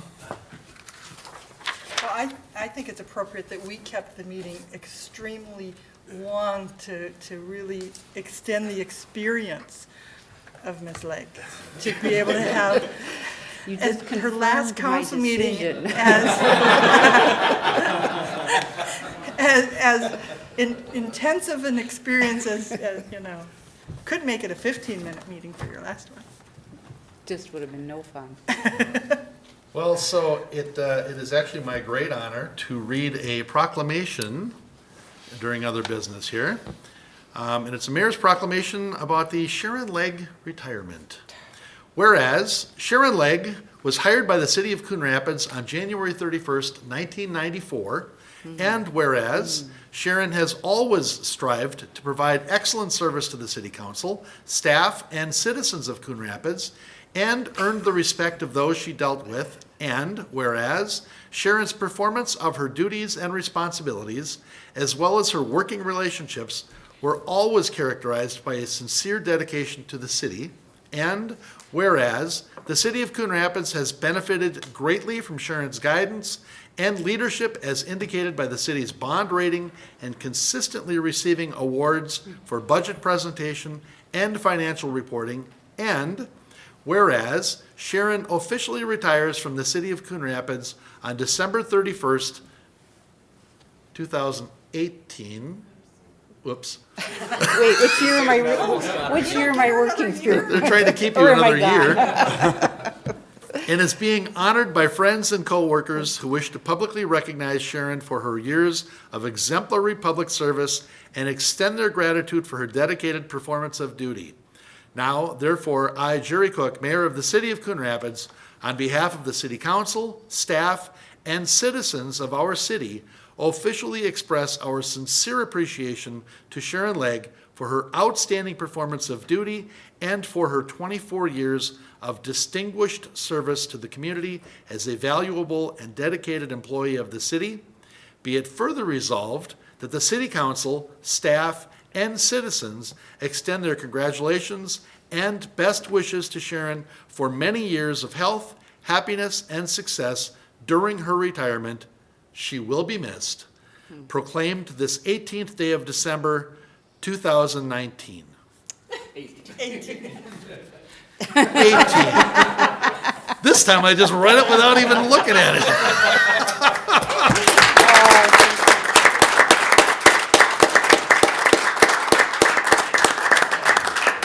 Mr. Stemmettle, wasn't there one last reward or one last award that came through this month too that I believe there was acknowledges one her service? with regard to, was it financial reporting or the GFOA?